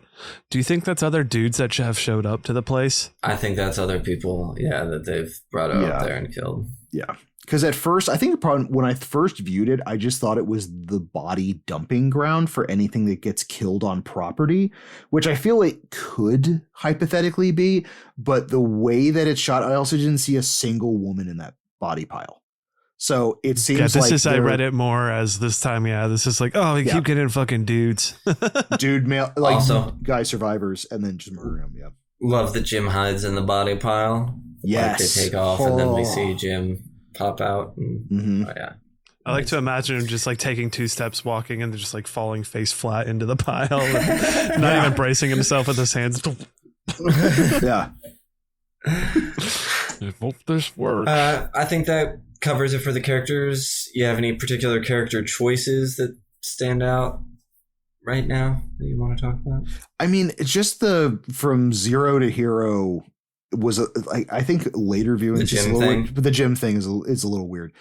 But because I think the reason why it's so stark to me is that some of the other ones, like our leading lady, where she goes, Selena goes from like murder machine, like how she murders the other guy in the house during hacks his arm off and then fucking murders him, is like, Jesus Christ. From that to the hesitation at the end, I feel like there was a gradual step down to that kind of mercy, and then like with Jim it was just a fucking slip and slide, like you know what I mean? But well, that's the thing not about angry about it, but rage. It'll make you snap like that, but to like come back to yourself, it's just a gradual. Takes a while to get it's you a there. gradual letdown, man. Oh no, I'm going to give like this that. movie any kind of fucking lenience at once. Oh yeah. See, but again, not bother. I think those are fair points. Doesn't bother me. Doesn't bother. Exactly. Like there are points to be made, but I will state this: it does not take away from the enjoyment of the movie when I watch it. Sure, I get it. What about dialogue? Oh, Brian, did you have another thing to say before we I was gonna segue with you. All right. Let's say, what about that dialogue? Does the dialogue for this movie work, not work? Anything stand out, not stand out, for good or bad? No, I think for the it most part it think works. It works. I don't think it's particularly quotable. And I think maybe I haven't thought about it before, but that might be because it is so real, the realism of the movie. You know, people tend to not talk in things you would quote. There's certainly one thing we've been quoting from it throughout this podcast so far. Rage. So that dialogue, good, great. The one that honestly to me, I think there's only like a handful of quotes if you're gonna even quote this movie. Mine is the fucking hell. Fucking, like when it blows and he just keeps on repeating fucking hell. It's just so, I don't know. I found it really funny. I kept on saying fucking hell in British accent. But no, I agree though that the fact that like there's no badass guy that wakes up in the middle of a fucking hospital. This movie is not intended to have these hook one line. Like that's not how this movie is supposed to play out. It is supposed to be real dialogue. So there's not really like those poignant words. Like I think there's poignant scenes, but there's not like poignant dialogue in the fact of like, it's real dialogue. It's not like, it doesn't feel artificial in any sense. And I think it's good. Yeah, I agree. I want to take a moment real quick to shout out an old friend of mine who I haven't seen in a long time that recently passed away. He was my 28 Days Later buddy. We saw this in the theater a ton. He was the one that we would do the midnight showing stuff with, but it was always at like the oddest lines because this movie doesn't have anything like that. And his name is Matt D'Angelo, Matty D, shout out. And he was so fucking funny. And but he would do it to the funniest lines. So it'd be like, where are the cups? Middle cupboard. No, the good ones. Top cupboard. And that's what you're on at the midnight showing. Yeah, exactly. And the other one was that I remembered was when Chris Eccleston is introducing all the soldiers, and he's like, "That's Jones. He's the tinsmith," or whatever. He says, "What are you cooking, Jones?" And he goes, "Surprise, sir." The surprise serve we used to do, and that was another one that I said it like with it on time as it happened, and flooded me with those memories back. Yeah, flooded back in. I hadn't seen him in 10 plus years, but it's one of those friends that we wouldn't have missed a day had we picked it back up. So rest in peace, shout out. Hopefully cosmically you tapped into this and know I was thinking of you when we were talking about it. Hey, there you go. Anything surprise you about this movie? Again, it's one of those ones that I'm so familiar with. Well, surprising. I think to me, it feels like surprising first watching it. You know what I mean? Right, I don't think there's a whole lot of surprising though. in a rewatch, but like this is knock down the fucking door. This ain't your grandpa's. Like got a zombie. We got fat. Your fast-paced surprise infection. was the pace of the movie. Yes. So it's just like it's having that really just, man, I don't know, like just the fastness of it. Like you're dealing with something.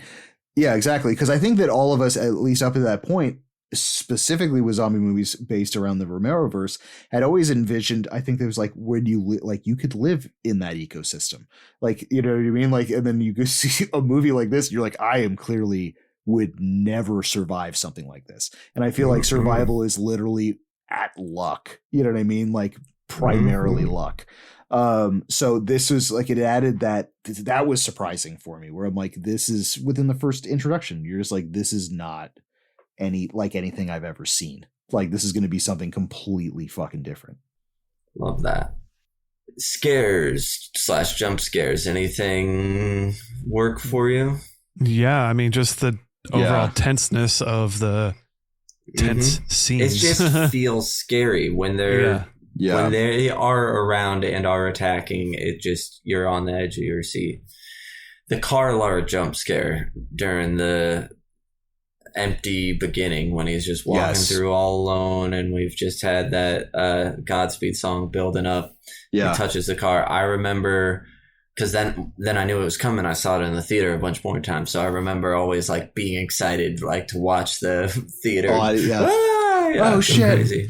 I honestly, the first major at Jim's parents' house, Jim's house, like the fucking when it comes running and crashes through the window, because of how quiet the lead up is, because all you're hearing is that breathing, wheezing that's from the outside, just bolting towards the flickering candle, and then all of a sudden that fucking crash is just like, oh god damn. Yeah, that's a good one. Gores and kills. See, this is where it gets muddy for me. I was shocked at how small I have. You can tell me if you think I left anything out. We got Selena hacks off Mark's arm and kills Mark. Yep.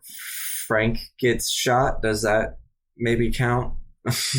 Frank's execution. I mean, you also do have 2 infected zombies that get lit up with Molotov cocktails.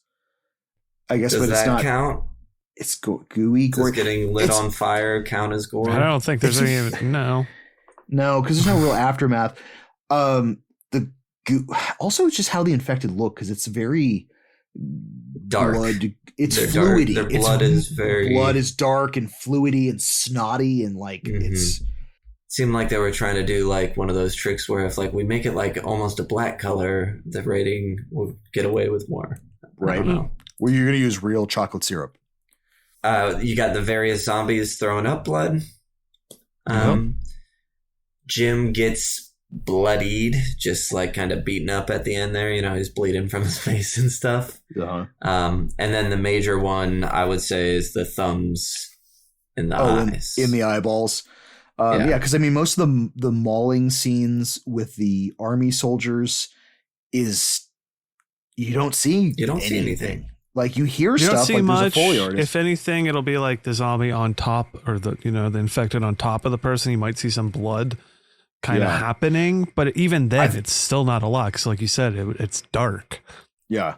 I think the only one where you graphically actually see is in the beginning of the movie when the her neck gets bitten by the chimpanzee, because you can see that wound like splurting blood out. I think that is the most graphic one. Yeah. That's probably the most graphic up close one, and that happens for 3 seconds before she flips around and starts vomiting blood everywhere. I mean that, and when Homeboy gets his arm chopped, it gets cut open because you have a little shot of him getting cleaning and it gushes. Yes, and then she hacks it off, and you get a little shot of that. Yeah, but then it gets pretty tame in terms of what like. And it doesn't suffer from not having a lot of gore, because all that tension really works well. I would have thought there was, like I said, I thought there was much more before the rewatch. Yeah. Well, bringing up the chocolate syrup, this is so Hitchcockian in the fact of like, I think I see astronomically more than what I'm actually seeing on the film. You know what I mean? I think it's between how it's shot, it's just how fast the zombies are, where it's like you're almost getting confused on what you're seeing, what you're not seeing. And then when you actually have to like focus and like slow it down, you're like, I'm not seeing much of anything. Like even the mauling scenes they're just beating the fuck out of them, and it's not like, or sometimes a little puking, but it's mostly just like hitting and no real biting or tearing, or it's definitely not to the gore level of like a Romero. Yeah, we don't movie see at all. Bite and rip. We don't see anyone get ripped apart. We don't see entrails pulled out and all that kind of stuff. But that's why. But the reason I gave it that medium rating is only because of the eye gouge. Oh, which is, you feel that, so that's intense, and then like those little bits that we talked about in the beginning. Otherwise, it's a pretty mild. Totally. Rating. And like, I don't know if it would, I don't know if it would necessarily be included in the Gorometer, but I think some of the aftermath, some of the bodies, I mean, God, the diner scene with the dead bloated infant in the mother's arms is like fucking gross. Like, it's gross. It's cool. Cause I mean, like, it's just kind of goes back to how real it is. But like, even the kid, to me, I thought the kid kill in that fucking that thing was way less graphic than like the bodies that are around it. You know what I mean? Sure, yeah. But it's one of those things where it's like, it's impactful, but is it gory? No. Like, this movie is full of, that's not gore. Yes. yeah. Right. So let's discuss the Gorometer. What do we think for intensity? Fatality. They got to get those gut flops. Come on, man. Yeah, right. I'm going to agree with Brian. I'm going to go mid with this. I think the intensity to me is going to be a 2.5, just because we do get the eyeball scene, and we do also get the arm hack scene. But then everything else I feel is more like an illusionary gore than actual gore. So like, I would give it maybe like a 2.5 for intensity. I would give it a 3 for intensity, because the eye gouging is just so intense. That is true. And goes on for a minute. So for just simply for the eye gouging, I would give it a 3. I feel like you just go to the most intense thing, figure out what you would give it, and give it that. So that's mine. Okay. I'll agree what with do you a think? 3. I was going to put it at a 3, I think, as well. So somewhere probably about 2.75. 2.8? 2.75. Yeah. All right, and then the consistency, I mean, maybe almost a 2.5. It's probably even less than that. If anything, maybe that a is 2. super low. Yeah, because like there's blood and there's 1.5. other things like that. Yeah. I give it a 2. 1.75? 1.75. Let's go, baby. Nailed it. Which altogether gives it, 4.5 out of 10, which is shockingly low. For, Seems like just it. what I would, I would For a have movie that assumed feels this so was intense like at a and 7, so- Yes. All right. The climax of the picture. Oh. Jim returns to the mansion. He sets the zombie soldier free, and now he's darting around like a ninja. Soldiers are becoming infected from the zombie soldier. Jim puts his thumbs in the guy's eyes, rescues Selena. Hannah joins them. They go to Frank's taxi. Eccleston's waiting inside and shoots Jim. Hannah backs the taxi up for Eccleston to be taken by the infected. They all climb inside and ram the gate and leave. I do like the still frame. The epilogue. Yeah, I do like the still frame of them crashing the gates is really good.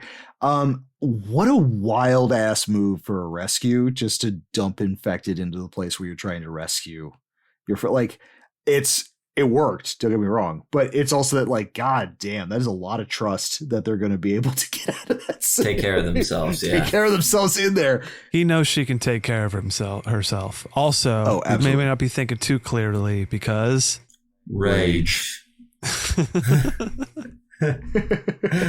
Precisely.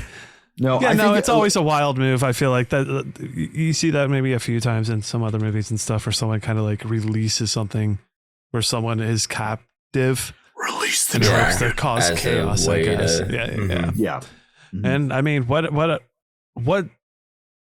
is the other option? The man already is ninja murdering them one by one anyways. Like, he could hypothetically just like, he only took out that first kills the one, and then the thumb eyes, right?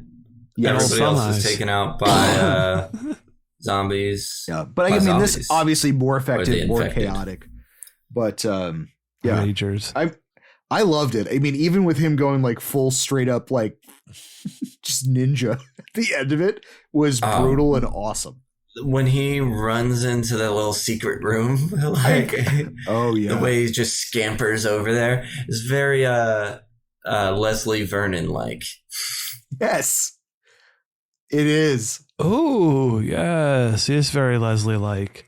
I do love that shot too. Yeah, the one where it's in the room and the lights are kind of flashing, so you see him run in, go hide in there, it gets dark, then he comes back in, it's empty, then it comes back in, and it's the affected are there sniffing around. You got one in that was a good use of one in the foreground, one in the background, sniffing like it's just plays with so much of the frame.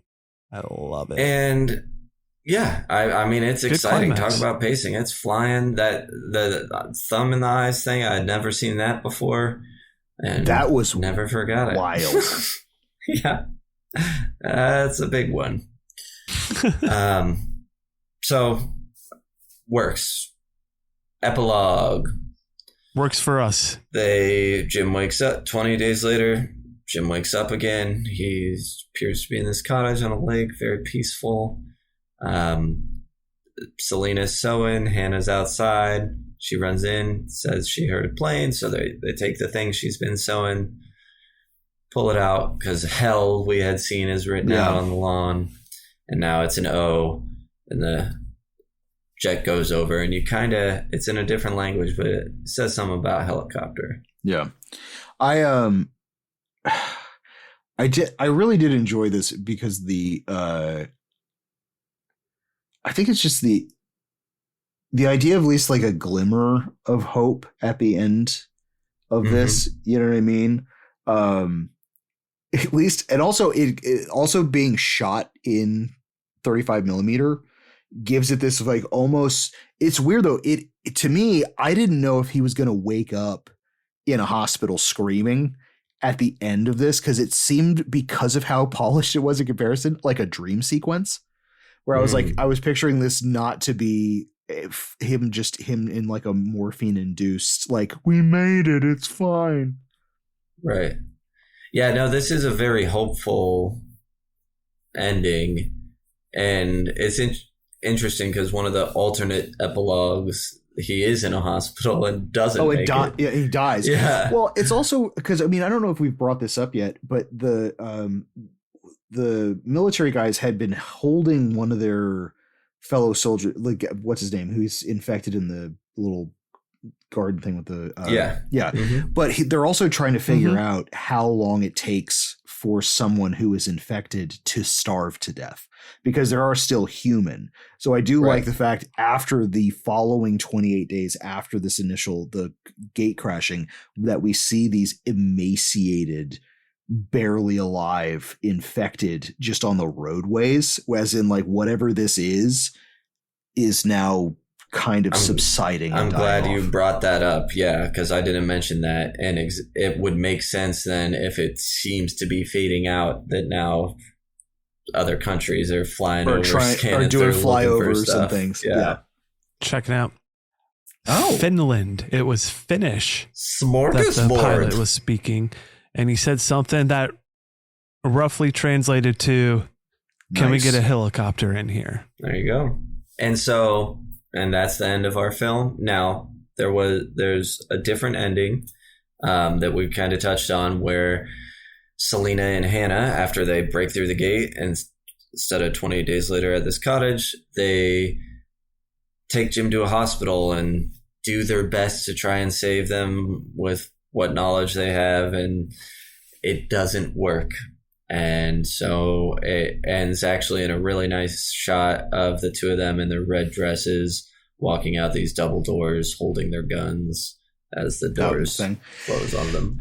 So I don't know if I'm crazy or not, but I thought I had read something that they basically ran out of money. So they had to, like, they thought about just stopping it at I mentioned that earlier tonight. Okay, that's right. Yeah. Okay. So, but like it was a funding thing, right? Where they wound up like doing it later. Okay. Yeah. That's exactly it. And then there was actually even a third alternate ending that it was them at the cottage just without Jim. Oh, okay. Same thing, just no Jim. Basically the same we thing. lost Selena him. talks to a chicken. We lost him. And that does it. Now, I have my noteworthy scenes that I made notes of. I'm just gonna, anything we didn't touch on, before we move on to the crematorium, I want to make sure we hit. Do you guys have anything that we didn't hit that you want to mention? I don't think. Yeah, we hit most of the other ones. The only one I had big was that, like we said before, was just the Manchester on Fire. Was just for whatever reason, I continuously forget that scene, and then I see it, and every time I'm like, whoa. It did have me thinking this time differently. Just like, oh yeah, I don't think what would happen if a fire starts and there's no fire department. For some reason, the note from the parents, maybe it's because, I'm older, I have kids, who knows, but the note, Jim, when we left you, you were sleeping, now we're sleeping with you, don't wake up. That really hit me emotionally this time. Whereas I think when I was younger, it was like the don't wake up part of it that resonated with me. Yeah. I don't know. It just, I really felt it. And the grocery store scene, we've kind of touched on it, but it's this real happy music, happy song. They all get their carts. They're running around, grabbing different things, filling up. I love that scene. It could be cheesy, but I think it's great when he tells Jim almost in a fatherly way about whiskey and the different malts and what you need. And then Jim's not interested and just walks away. Yeah. Yes. And then he grabs like all of them to take with him. Yes. And when Selena walks by and says, don't get anything you can't cook, you have to cook. And Jim's looking at somebody and says, I think you can eat this raw. Yeah. That always got a big laugh. And then obviously when they walk out, all 4 carts full, and then Frank just leaves that lays the credit card on the thing. Funny. I think it's another great example of the song, the music working well in harmony with the movie. Precisely. When Jim kills the little boy zombie, that's his only kill up until the soldiers. He never touched. What do you think that did to him? He never really. We saw what it did to him. Yeah, I guess so. He figured out how to tap into that rage. That's right. When Jim has the nightmare and wakes, and Frank kind of, hey, you're having a bad dream. He says, oh, thanks, Dad. Goes back to sleep. Those Valium-induced nightmares. Very sweet moment. Love that. The only thing that we didn't mention at all that I do want to talk about, great tense edge of your seat scene, is all the shit's going down at the mansion at the end, and the soldier comes in Hannah's room, the infected soldier, and she the mirror hides behind the mirror. Yeah, she's like holding onto the edges just so she's behind it, and it like comes up and looks at itself and then hears something and take off. Yeah. That was a very, very effective scene. I also actually, because we didn't bring it up, the tunnel scene where the tire pops and he's trying to change it, and then all the rats start going, and then you're like, huh, and then you realize that they're running from something, and then you just having that was just like, oh shit. I'm glad you brought that up, because I somehow missed it here. I do have a note for that, because when I was young, I always thought it was fun that he decided to do that. And this time, as soon as it starts, I'm like, what the fuck is he doing? You're lucky you didn't get stuck on that top of that pile of other cars. Like, could you imagine him gunning it? It goes straight up and then just lands directly on its back. Could have happened. Could have easily happened. Bad move. Bad movie. Overall, finding out, full of flaws, don't care. With that said, I think we can go to the crematorium. Here we are in the crematorium of questions portion of the show. How would we survive? How many would be sacrificed? Well, unlike Shaun of the Dead, I think that there's a good chance we all die. We're all going to die. Yeah, if not for the zombies, if we follow this signal and make it to these army dudes, I think we're ending up in a pile of other dudes out back. Mm-hmm. Yeah, absolutely. And not in a good way. Yeah. Right. That would be the most ironic. Like, just by happenstance, we actually survive getting out of the city, which is highly unlikely. And then we would probably just get shot by a bunch of army. Like, that would be okay, great. Just want to lie down here? That's fine. We'll just pull a speak no evil and just be like, all right, you want us to just lie down? Okay, here, okay. Yeah. I mean, I figured we'd be tricked. I figured they'd be like, come on, we're going to go show you the body pit. I mean, the candy shack out back. The and free, we're like, free candy? And we're just walking along and then pop. You know we get us be like, hey guys. The garden or something. We're over candy at this point. We're over candy. They'd be like, hey guys. Oh, that's true. Well, speak for yourself. I'm living in heaven, weed field baby. back there. This is where I thrive. On candy and weed. Yeah, on candy and weed. Let's go to the candy and weed shop. What? Okay. Sounds great. Love it. So yeah, we're dead. We're gonna need to get some seeds because nobody's making it for us anymore. Nobody ever talks about that aspect of it. I guess it's touched on in Day of the Dead, the guy's growing pot. Yeah. How do you make the film gooier? I mean, you could show the deaths a little bit more. Bloodier. Yeah. Give us some biting, actually, chunks. Just make everything. But part of the digital video makes everything kind of hard to see, you know? Digital video. And so, some more signature zombie kills, I would say. Yeah. Infected kills. Hero level. Hero, I think both Jim and Selena are heroes, but he's kind of our main character, so we'll do Jim. Power level, 1 through 5. He's interesting because he starts at like a 0.5 and ends at like a 1.25 because he's got that rage. I'd almost get... He's got that rage. I say almost want to give him a 2 because like he is doing parkour style murder mayhem by the end of this movie. Like that's not normal person athletics that we're dealing with. Like he's also doing this rafters. After recovering from a coma. He also gets shot at the end of the movie and recovers from being shot. He's pretty resilient. It's pretty durable. He's like resilient. Yeah. Usually I wouldn't give but I think that he does. For me, he deserves the 2. He gets knocked down and he gets up again, and I think that warrants something. A lot of our heroes do, but he's just a regular human. Or is he? Who when not infected with rage, but enraged. Enriched with rage. Enriched with rage. It's like the Force. It's like rage is the Force in this universe. So he taps into the better aspect of the light side of the light side of rage or the dark side of rage. Most people are just it's dark side no matter what. Right. But even when he has that, I'd only give him like a 1.5. He's just doing regular human stuff. Yeah, I wouldn't go up to 2. I think can do the stuff that he does. I think a 1.5 because he has that extra bit of rage. Gives him a little. Rage. I'm going 1.5. I think that would work for me. I don't know what are you thinking?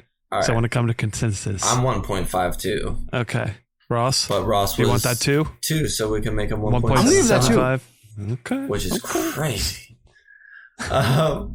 Iconography, it depends. But if you had it on Scrubs and held a what is that, grocery bag? Mm-hmm. If you had the right look, if you tried a little, I would know you're Jim. You know what I mean? Yeah, the side of your head shaved. And but you guys have said at least 4 times, like shirtless in the rain. Shirtless in the rain. I mean, yeah. I think he has multiple iconic looks, but I don't know if that puts it at a 5 necessarily. If you saw a guy in a hospital shirtless gown, in the rain, in a hospital gown, just walking around an abandoned city, this would be the first thing I would. You know what I mean? You need that bag though too. Oh yes, the bag as well. The bag of Pepsi. and the half-shaven hair. I'm feeling a 3. Where are you guys at? And I take a 3. That taking feels into fine to me. That feels beginning good. and ending That's fine. look. Feels fine. Okay, cool. Feels fine. Did it quick. So that's a 4.75 overall. Okay. Interesting. Now our villains. Villains. The zombies, They're or do you want to do zombies. Eccleston? They're infected. Zombies. Let's just do zombies. Yeah, the infected. The Well, so they're not necessarily easier to kill than a regular zombie. I know you don't just need the heart and the head, but it takes a lot to take them out because of that rage that keeps them going. yeah, I'd give them at least a It's- 2. Yeah. I That's think what I'm with thinking. We had a 1.5 for Shaun of the Dead, if that matters.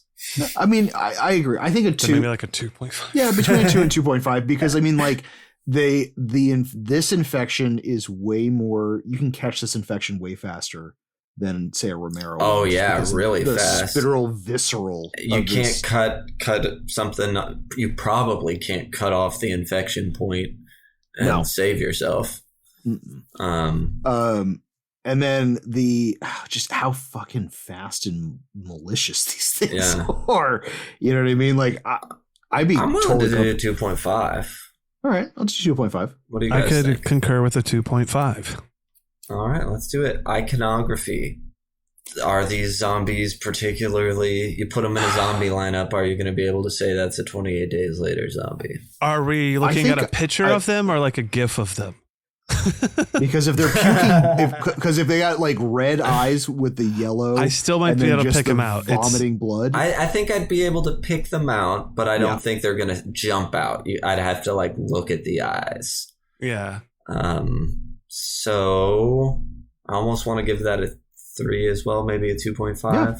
I was thinking a 3. 3 works. I think on the zombie scale, it's again like Shaun of the Dead. They don't look like just generic zombie. Like you would be able to place them from some other generic looking Sure, thing, I think. right. I think you would be able to place them compared to another fast moving zombie. They do look slightly different than like Dawn of the Dead remake zombies. Dawn of the Dead remake Definitely. zombies look more like zombies, but like a little bit, more intense. Anyway, Absolutely. So that gives a 5.5 total, which is no. higher, 0.75 higher than our hero. But don't forget, our hero had Selena, who is a I hero was like, unto herself. they're a fucking duo. And They're a fucking her that total pair. they would Yeah. with her. Forget about it. Forget about it. They work Forget together. about That thing's it. fucking them all up. Love it. Should it have a sequel? And what is your sequel? Yeah, I'm going back to 28 Sean's later, where 20 shots later. Sean and You know- them enter the universe and meet up with Jim and Selena. And it's a crossover. It's an interesting ecosystem to be in. I don't think it necessarily needs a sequel. If you were going to do a sequel, I would do a companion story, not like, but something that happens in. I would love to see how this thing spreads through the city, as in like a prequel to 28 days before the The first lead up. day. Yeah, Yeah. I mean something like that. You know what I mean? Yeah, even though this movie has 2 sequels and has 2 more sequels coming out, I don't think it needs a sequel. I'm kind of with you. Like, I like it as a sort of contained story, and the idea that it had been under quarantine, but they're dying off now, and they'll be. Because then I think it Hopefully. really works. I agree with that too. Because I think then the idea of, are they quarantined? Is the rest of the world going on? Are they cut off or not? Yeah, we've seen a plane. We've seen these other things, but how much do we really know? I think that was an interesting question to leave lingering for sure. Mm-hmm. That said, I've only seen 28 Weeks Later once. Thought it was fine from my memory. Kind of the same thing so far on 28 Years Later. Would you buy the soundtrack or score on vinyl?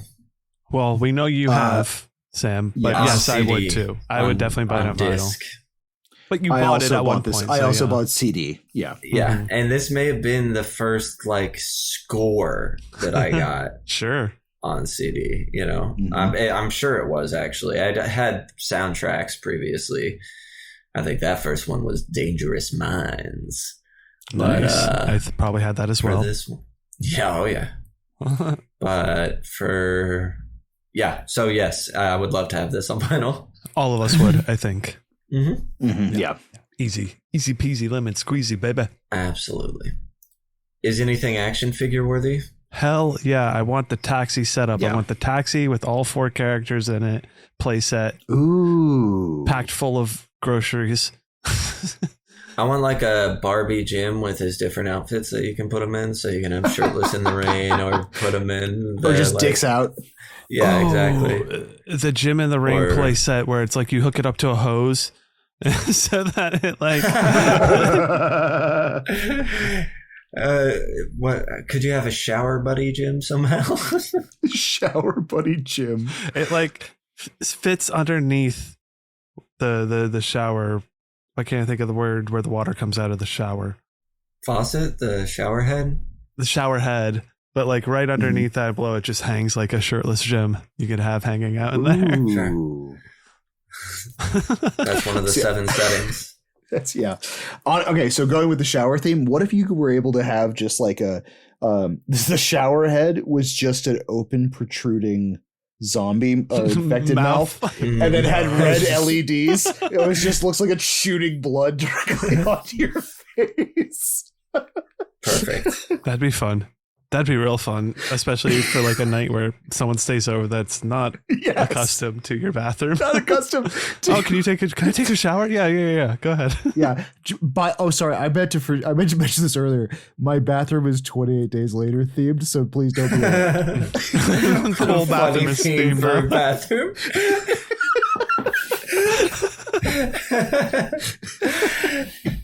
Oh, great. So yeah, that's the merch. The merch is all bathroom themed. We handled that one. What prop would you want from the movie? Jim's baseball bat would be cool, or Selena's machete. Cool. Oh yeah, that's the one I want for sure. Mm-hmm. I would take can of soda. Yeah, a can of soda, some candy bars, a Mars bar, lottery tickets. Yeah, honestly, an irradiated apple. An irradiated apple. I would have the photo of Jim with the note on the back of it. I think would be. It's a heavy one to prop to have, but I feel like that'd be a fucking weird one. No, that one's good too. I mean, that would be a really good one. I'd take some of the sweat and rain that dripped off of Jim's body, Ooh, like in a little bottle. It's a bath bomb. Actually, I would. It's on the same tip. On the missing persons billboard, the monolith that has all of them. The kid drawing that just has all the dead bodies and the house and shit. I like every time I see that, I'm like, holy shit, that kid's gonna have so much trauma. That I would have hanging up somewhere because it just looks like one of my kids drew it. Midnight showing. So I'm definitely doing the stuff I said with Matty D. Touched on that earlier. I think we could throw some irradiated apples. Another one I didn't mention was when Frank goes to look at the bird pecking at the soldier. We would go, no, don't go over there. So that's another fun one you could throw out. In the beginning, anytime that he's screaming out hello, you just hello. You can reply back to callback. The second he gets his eye infected, you just throw eye drops at the screen. Visine bottles. Visine bottles. That's that. That's good. Yeah. Or you take everybody has Visine, and so you can cry a drop right when it drops into his eye. Ooh, 4D. 4D. Yeah, exactly. Also, that shot is so cool. The red falling down straight to his eye.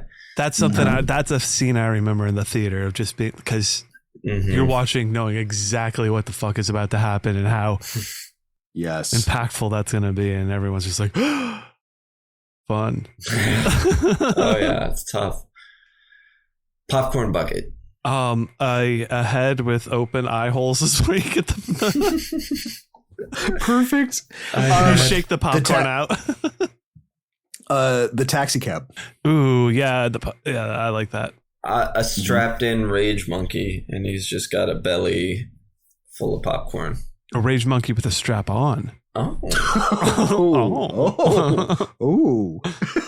It's a box with the monkey in it, and you open the box and there's a spring and the monkey shoots out at you, so your popcorn goes everywhere. But it's a cool little gimmick.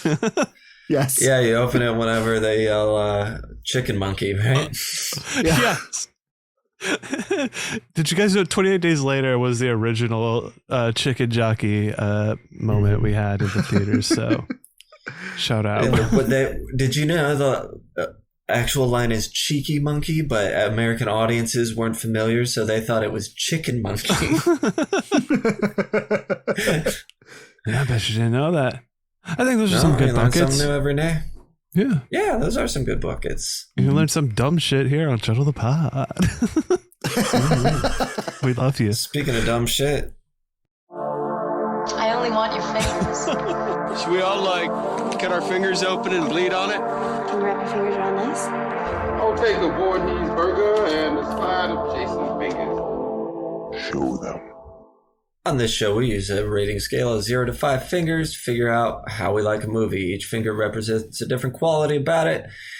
It's intended to be whatever. Subjective, not objective. It's great. Let's go. That's it. Yep. Let's fucking go. Yeah. Rosticle, posticle, I'm starting with Yosticle. Okie dokie. Engaging is going to... It's going to be like Shaun of the Dead. I mean, I can just go through. This movie's like a 5 for me. Anyways, engaging 1. I'm engaged almost. I mean, I can't tell you how many times I've seen this, and I am engaged pretty much every single time. It's one of those like, stop what I'm doing and sit down to watch movies. Like sometimes I have it with the intention of doing other things while I'm in the and then I just wind up sitting on my couch, just sitting and watching this movie. Sticky, super sticky. I mean, like the way that it's shot, it's just raw. It feels amazing. Even in what you're watching is horrific, but it's an ecosystem and it just draws you in every single time. And there's so much sticky stuff that I remember. And even the stuff that I like the vaguely remember stuff like the Manchester on Fire, things like that. It just, you see it, just like, merchandisable. It is really funny. I have bought this, I think on I've got it on DVD. I think I've got it on Blu-ray. I don't own a 28 Days Later t-shirt, but I would definitely not be opposed to wearing one. And then same thing with like merch and props. I think I've had a poster at a certain point. So like that is going to get the full one for me as well. Sure. Cockles. Man, originally getting into this with you guys, my cockle rating was at a 0.5, between a 0.5 and 0.75. Only just because I think in later viewings, I had some suspend. It was honestly mostly because of my suspenders, but this is one of those movies that it is supposed to be fast paced and it is supposed to be just like non-negotiable. And I have to like revert back to when I first started watching this movie and watching it religiously. And it blew my cockles away. It was like nuclear bomb blew my cockles away, and I think it deserves the 1. Rewatchable is man. I mean, I have to give it the 1 because I watch this at least once a year. It's usually towards like there it is. But yeah, it's a 5. It's a 5. It's a 5 for me. Because I mean, I say that like even the breaks that I've had in between this, I still watch this maybe once a year ish. You know what I mean? Like. But yeah, no, it's a 5. It was mind blowing when I first saw it, and it still surprises me every time I see it. Beautiful. Bryan, man, the guy, man. Tell me what your score is, fella. Engaging is going to get a 1. Like Ross said, I am very engaged with this movie. It was something that I put on while I was kind of doing something else, because again, something we've seen so many times. I'm like, I can kind of multitask a little, but I still found myself being just drawn into it and watching it. Sticky. I remember so many beats of this movie. All the little things though, came back to me as I was watching it, but it sticks with me. Just what it did to the whole zombie subgenre has stuck around for sure too. Stuffable. I would like some stuff for this. Maybe not necessarily a t-shirt, but let's say the poster, definitely. I'd take some of those action figures. I'd take merchandise for this film. So we'll give that a 1 as well. Cockles, I think that should be pretty evident. It's a 1 just based on how much we're gushing over this film and how it made the feel that it gives us. Mm-hmm. That's the Cockles right there. And rewatchable. Yeah, it's not something I've rewatched in a little bit now, but I have no problem watching this again and give it a 1. Give it the 5, baby. You know it. I knew it. 5, baby. Sam, me. Okay. Engaging is 1. You guys already hit on it. It's so fast paced. It goes. And even the little character moments don't lack. There's never a lull. Sticky is a 1. I mean, couldn't tell you the last time I saw it, and everything was right there. It was like it was only yesterday. Stuffable. Well, I actually do have a t-shirt for this. So, yes, you do. Nice. Creeperama, shout out. Yeah, shout out to Creeperama. It's a dope tie-dye. So yeah, absolutely. And I've had posters before. I have the DVD now. There's a steelbook that's supposed to be coming out that I can't really figure out the deal with, but I plan to get that. And oh, sure. Super into it. Cockles, absolutely a 1 for all the reasons we said, the feel and the vibe from the music and getting into the score, the way it blends together, and honestly, the nostalgia, the when I was watching it, thinking of little 17-year-old me being so in love with this and how big it was for me in my formative years and thinking it was cool, and then rewatchable is this actually piqued my interest in wanting to make it maybe putting it into a rotation. Whereas I said Shaun of the Dead, I was still kind of full. I didn't need to put it back into rotation, but I'd put this one back into rotation. So that gives it a 1. 5 out of 5. I'm happy with that. What? Back to back certified shuttles. That is wild. Kind of saw it coming. I was like, but yeah, let's go with some heavy hitters. Let's go with it. Let's fucking do it, man. These are some fun ones, and I'm so happy to see this. All right, Evan, our witchy brethren, popped in and says, 28 days later, you say. Engaging 0.521. After seeing it so many times, I tend to lose focus, but the first 20 viewings, I was glued. Sticky 1. I'd say this sticks with you. Really, at times, it's a tragedy. R.I.P. to Papa Frank. T-shirtable 1. Because, of course, there's so many memorable scenes in this movie that you can put on a shirt. I'll take Cillian Murphy on the bridge. Thank you. Cockles 1. As stated, I'll take them in the rain, dripping. Cockles 1. As stated before, it's a tragedy. It has good scares when it first came out. I personally love the cast. Rewatchable 1. Yeah, buddy, I've seen it enough times, and I'll continue to watch it if it's on. Score for me is a 4.5 to 5. Let's just give it the full 5 from you. At the midnight showing, I'm throwing sheets made to say hello and irradiated apples and malt. Thanks, Evan. Yes. Very good. Then you will like everything we had just said. All right. Popping over to Cronenberg, who does the Kilt and the Redneck podcast with Evan. Yo. Check it out. Shout. He says, engaging 1, tense and exciting, keeps my attention every time I watch it. Sticky 1, has so many haunting scenes and heartbreaking moments. T-shirtable 0, England on a t-shirt, go to hell and die. He's Scottish. Cockles Perfect. 1, I don't know what this means, but it does give me feeling in my pants. Perfect. Rewatchable 1, I've seen this more times than my penis. I pee in the dark a lot. All right, fair. 4 out of 5. Nice. Okay. Mm-hmm. Solid. Cool. Cockles, if anybody listening doesn't know what it means, it's that je ne sais quoi. It's that feeling in your heart. It's The vibe, the feel, it's how it hits you. How it hits you makes you feel good. All right. Grandpa Scotty from Fun with Horror pops in and says, he says Grandpa gets his folding chair and unfolds it to sit on his front porch. He looks out and says, 28 Days Later is fine film. I just watched it recently to prepare for the new one.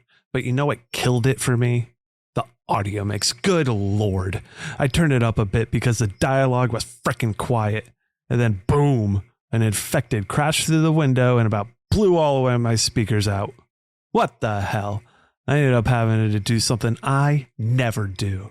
And that's turn on subtitles for an English-speaking movie. Horrible. What?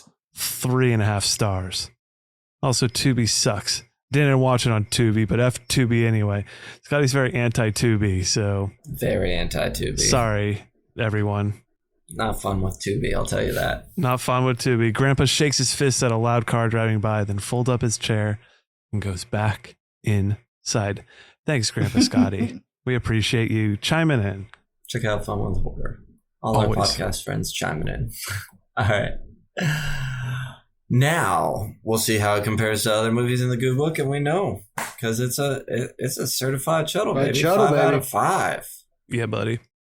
That's So, good. That's a good score. What other certified Chuddles do we have?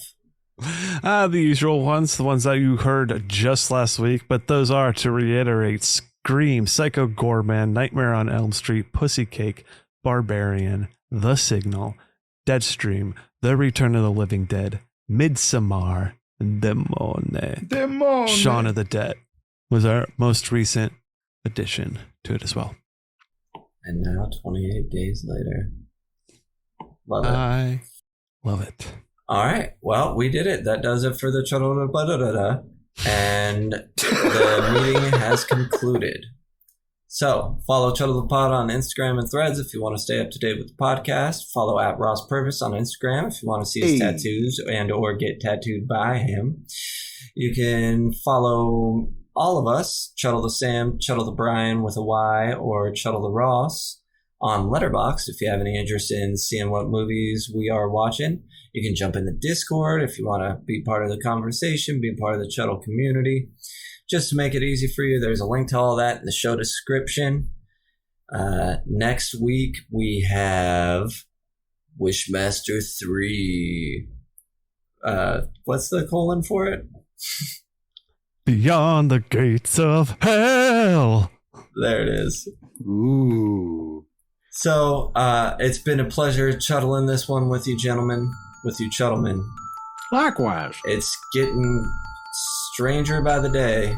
Sure is. We're here again. The beginning was weird, right? It started weird. There's something going on. I feel like we've done this before. I feel like you've said that before. Well, we've recorded this before. I mean, we do. What episode number is this? We've definitely done this before. But like this before. I don't know. But even saying this part about this part, whatever, yeah. Sorry. We did the show. Until next time, avoid the time loop.